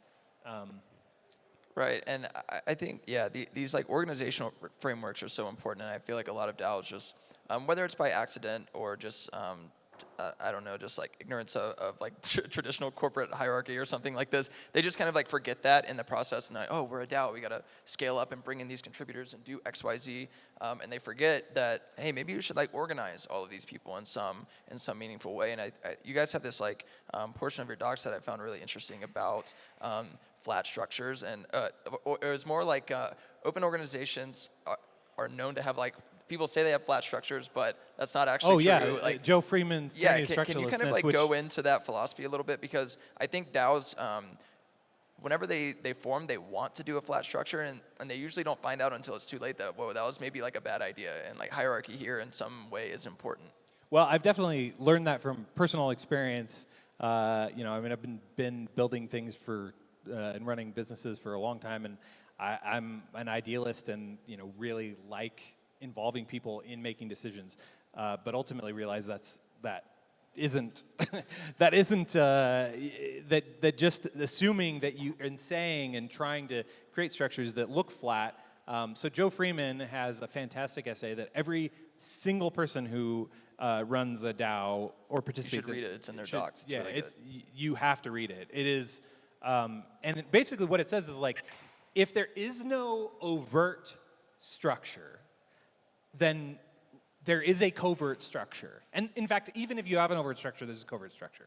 And power, what Kevin was saying yesterday, power, status, ego, those things are all a part of every single interaction. And when you look at like, if you've got hidden hierarchy in your organization, like now it's invisible to people who may want to contribute, may want to know how things are going. And I think, anyway, it's a fantastic essay. But basically, if you think that you're going to be flat, that you're going to be this, you're going to be that, you're not. You're not. You just aren't. Like, it's not true. Now, that doesn't mean, one of the things I believe, having experienced a lot of different types of organizations and a lot of different ways of collaborations. Like, I actually believe the hierarchy, one of the roles of hierarchy is actually to defeat the power structure of the hierarchy. That like you're trying to constantly, if you're in power, and this is the thing Kevin was saying yesterday, like you have to actually work harder on being a listener. You have to work harder on, because the fact is like you're going to have a lot of stuff hidden from you if you have a position of power because it, there's a great Creativity Inc. There's a great section in that book talking about this of like, when you have power, people don't necessarily tell you every single thing because it isn't in their interest to do so. Like they want to look good with whatever they're doing, and so a lot of information just hides from you the more power you have in an organization. Right, and speaking of just power and like social dynamics in general within organizations, one of the biggest issues that DAOs often run into are just people issues, right? They kind of bring all of these people together from around the world, sometimes in small groups, sometimes in larger groups, and oftentimes like you end up with, I don't know, some issue there just because these people actually don't really know each other. They're kind of hanging out on Discord or whatever. There's not the same like social connection that you have whenever you're collaborating with people in a workspace or you're in the office with them or something like this.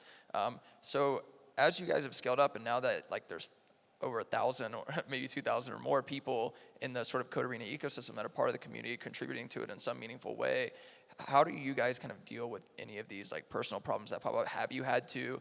Is there like some sort of framework that you guys go to? Because I think that's also just like such a key thing to solve for as you're scaling up. So I think you hit on something that is pretty huge for us. So one of the things I believe really strongly is, so Cunningham's law, you may be familiar, like says that basically organizations, the things that organizations make reflect the organization. So like you can look under the hood of a Ford and see the org chart, right? But this is also true, and it's something I really believe in terms of like taking a step further, that I believe like the quality of the relationships determines the quality of what you build.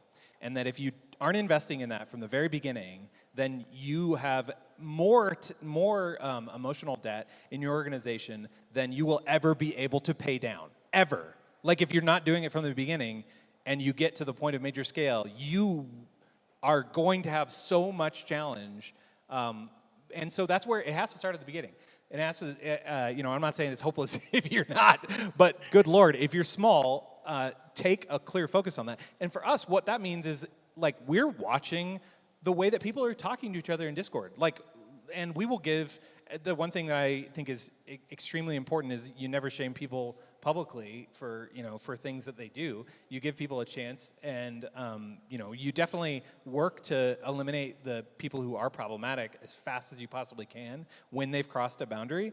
Like, we just don't have any real, it's like, sorry, you're way out of line for like what this community is accepting. And there's a couple of people that have joined the Discord, and it's like, okay, this is not how we do things. Here's a piece of feedback. They don't take it. It's like, okay, sorry, this is not going to work. Yeah, for sure. There's like always going to be a village asshole, and I think it's all about it's community building is about like how you encourage behavior. And so I think a lot of people think, well, community is just making sure that people aren't like cussing each other out and calling each other names. It's like, no, it's not that actually. No. Like you should be way more strict in the type of behavior you allow within your ecosystem, because that that kind of begins to thrive in various ways. And so just how like small social groups form within a community, you can have somebody who like, they're the village asshole, and you like kind of let them how do you even say that word? Proliferate? However the word is. I can't say it. You guys know what I'm saying, right? Everybody knows what I'm saying. If you let that type of behavior flourish, then people start to rally around that behavior, and then it becomes just super problematic later on. And like the other issue within DAOs is that it's super hard to fire people and let people go as the DAO scales, just because like it becomes harder to make different decisions, especially if you don't have good frameworks for that. And so you should be taking care of that stuff really early on. Like if there's somebody not contributing in the way that they should be, then they just need to be let go. They should be allowed to rage quit, or you should be able to sort of force kick them from the DAO, or whatever the mechanic is, or if it's just like a regular business, just fire them or whatever. You have to take care of that stuff, because if you don't, then it just becomes such a huge issue later on. And you made a good point about like looking under the hood of a Ford and seeing like the quality of the work. Like, yeah, you can look at a project that a DAO launches, and if it's shit, it's really just because the DAO is probably shit. It's not because they just had like bad ideas. So I think that's a really good point, and something that DAOs should spend more time than they do thinking about. Well, and I think the other piece with that, and I talk about like the element of hierarchy really trying to undermine, the negative aspects of hierarchy, is like you have to see hidden hierarchy. You have to see that that asshole actually has an immense amount of power if you allow them to, right? And so that's, for us as an organization, like I'm a really pretty laid back person in most things. I'm like always trying to be diplomatic, trying to be kind. I like everybody. Like, I mean, there's people who are total assholes and have been total assholes to me, and I just still really like them as people a lot. I just have this as a deep character flaw. But like, and it is actually just, yeah, anyway. But like, but when it comes to like, when we see that behavior, if there's other people on the team and people aren't responding to it pretty quickly, or people feel like, hey, this person's problematic, like I take a pretty high percentage of those conversations in one-on-ones with individuals, because I feel like that is actually one of the most important investments I can make in the community from my position of power.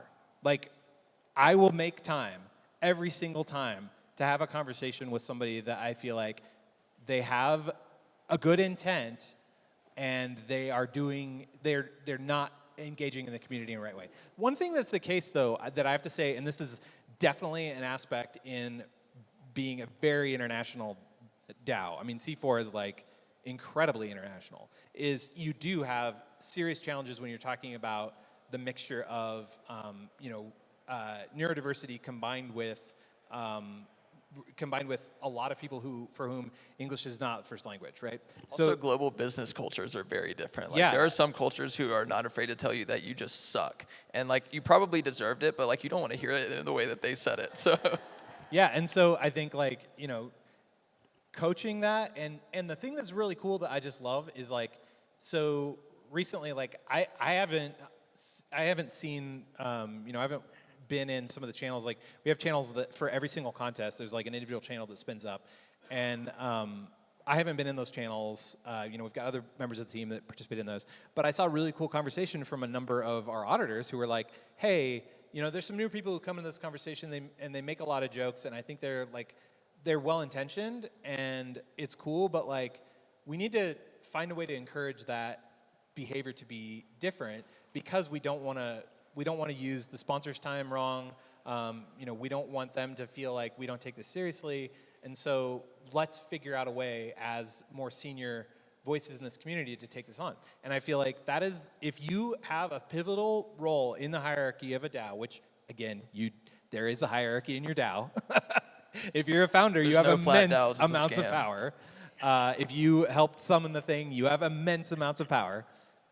Use that power in order to redirect people, and it will be a fantastic investment, because other people will then carry that on in the ways that they interact with other people.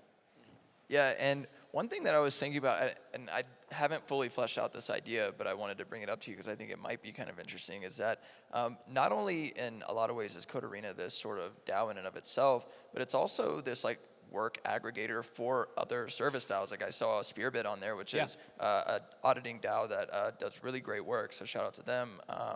They are one of the top people on the leaderboard within Code Arena. And frankly, like, most of the people who are part of Spearbit, like, they built that team from people who competed in C4. A lot of them got to know each other through competing in C4. So how do you guys think about, are those two different like verticals to you guys? Are you thinking about it kind of as one and the same? Because I think one of all the way at the beginning of this conversation, we talked about how hard it can be for service DAOs to find work, and you guys kind of provide that work on a silver platter for somebody who's starting like an auditing service DAO or like a bug bounty DAO or something like this. That obviously doesn't exist for every other sort of industry, whether it's design or whatever else. But is that something that you guys kind of imagined happening? Like you mentioned groups forming, which is a cool thing. Is that something you guys want to continue to focus on? Is that the more important end goal, kind of providing work for these DAOs? Or I don't know, I didn't fully think out the thoughts, so take that question how you will. But. Well, I mean, you're dead on in seeing that as like an important and valuable part of C4, right? C4 was, the thing about C4 that is always really cool to me, as someone who joined it, just as a first follower, showed up in the Discord on day one, the fact that it was created by people who are sponsors trying to solve their own problem, right? Who have projects and need audits and want those audits to be good, and want them as quickly as they can get them. And I think that, like, from that angle, like, we're really trying to solve pretty big problems that are fundamental to, frankly, smart contracts. I don't think that the Web 2 security audit model, speaking as someone who had a Web 2 security firm, I don't think that works well for Web 3. And I think we need to build new models. And I think the way that C4 wants to play in that is to be, another part of the overall system that helps, that really helps to solve some of these, these pretty big issues. So yeah, I mean, our view on it is pretty enormous, and we see kind of our end goal as there being all kinds of businesses that spin up and off of C4, and that there is an immense amount of collaboration and and building between. I really hope we start to see more like similar marketplaces for other things. I mean, like, it's just so hard for some of these service DAOs to get like design work or get, I don't know, copywriting work or community building work or whatever. And I just wonder if there's some other way to like leverage the model that you guys have to create these sort of marketplaces for them to kind of thrive at first if they want to. Like, they can kind of go there and get the low-hanging fruit, build up their reputation, build up a portfolio or whatever it is. Because otherwise, like, if any of you are building service DAOs, like, what you really need to do from a business perspective is like give people a reason to want to buy whatever you're offering, right?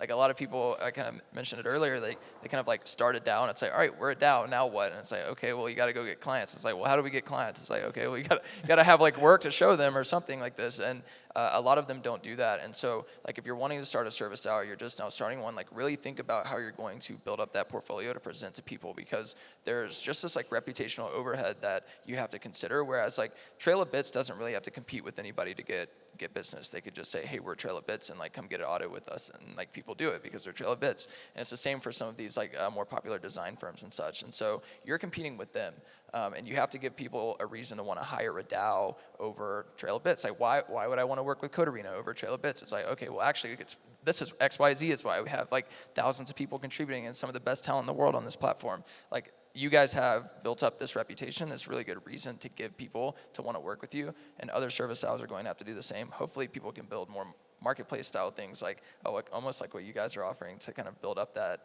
I don't know, that workforce. I don't know. That's like a half-baked thought that I have. Yeah, I mean, I would love to see that, and I feel like people far smarter than me are gonna have to build those things, because like I didn't even come up with the idea for what C4 is. I'm just the ideas guy, so yeah. But yeah, I mean, I'm I read through every single one of your tweets, by the way. Oh, wow. Because you don't have very many, and there's not very much. And there's a couple things I wanted to ask you about. Sure. So one that I thought was extremely interesting is the element that basically, presuming Discord is essential, like maybe kind of like a DAO anti-pattern, that like that in some cases it could do more harm than good. And I'm super interested to hear like your view on that. And I want to add one more piece, is like my spicy take is like conceivably tokens can even be, harmful. Preaching to the choir. C4 has a governance token, but we have no speculators, and we haven't really done a lot to encourage that, even though there's a lot of people that would like us to. But especially early on, we don't need the distraction. But what are your thoughts on those things? Because I think that's a Discord and a token are kind of the hallmarks of having a DAO, right? Yeah. So it was a little bit of this hot take. Just a little context. I spent most of my career just doing community building. It's how I got started in this space back in 2019, and I've just seen how a lot of projects sort of rely on Discord as this crutch to funnel people somewhere just so they can talk about your thing, and it's maybe you actually don't want that. One of the benefits of a lot of Web 2 products is that there isn't 24/7 access between the team and a community, but also the community that builds around a Web 2 product is very different. It's not super speculator. I guess the Cloudflare stockholders aren't in the Cloudflare support tickets saying, oh my God, pump our stocks. It's just a very different dynamic. I kind of hope that was, I kind of wish that was the case. But I guarantee you if they had a amazing. Discord, it would be just like that. And so Discord is almost just become this hotbed of just people think that community growth is better than community curation, or they just think they're mutually exclusive and they don't do it. And I'm dude, I would rather have 500 really dedicated people on a forum where I can curate the experience really well than have 50,000 people in a Discord screaming at me 24/7. And I think there's a lot of teams who have been affected by this, especially when markets like the one we're in start happening. And then you have people just bashing you. They'll attack your character. They'll attack your commitment to the project. They'll attack everything else. And so I think whenever you're starting a DAO, one of the things you want to think about is okay, well, how do we want to engage with the people who come in here? And it seems like you guys have been effective in maybe coordinating around Discord. And I'm not saying it's impossible. Of course, that's not true. But I think it's just, I wanted to throw that hot take out there for people to think about, do you actually have to do this, or are you just doing it because you think you have to do it? And most of the time, people are just doing it because they think they have to do it. And it'd probably be better just to start a forum or start a more closed private group for people to kind of hang out and chat in, and make the Discord or the Telegram or whatever else sort of invite only, curate the experience is kind of the whole take there. Is that I think one of the things that we're lucky in, again, is speaking entirely from a position of privilege, is that from day one, anybody who's joining the DAO, showing up to compete as a warden or anything, they're trying to make money, and the money is there. They don't make money by sitting around talking about it or yelling at people. So they make money looking for bugs. And so the Discord is extremely focused. We're very lucky in that, we use Discord for the utility of it, but there's some chats that happen, and there's a lot of stuff on hey, how do we solve this problem and whatnot. But it's very, very, very focused. And I feel it's very lucky for us. And you mentioned this thing about the token. Please, for the love of God, if you have a service DAO, don't launch a token. Or if you do it way later.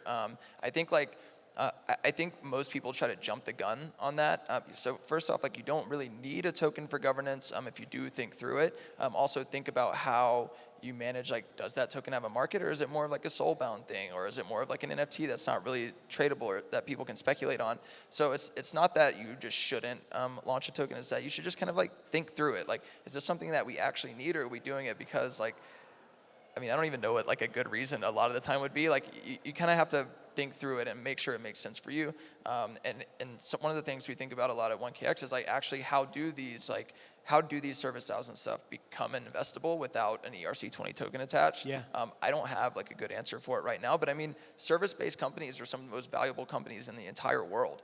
It's a huge industry, and we're just talking about creating that same industry focused on Web3. So it's there's upside for investors there. It just, maybe it doesn't look like a token or the Uniswap pool and liquidity farming and all the rest.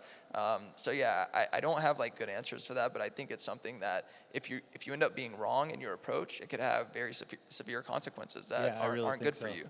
Yeah. Again, going back to the mental health piece, I am just glad. The number of challenges that we've had to solve have been extremely stressful and challenging. The challenges have been challenging. But to be able to, thanks, man.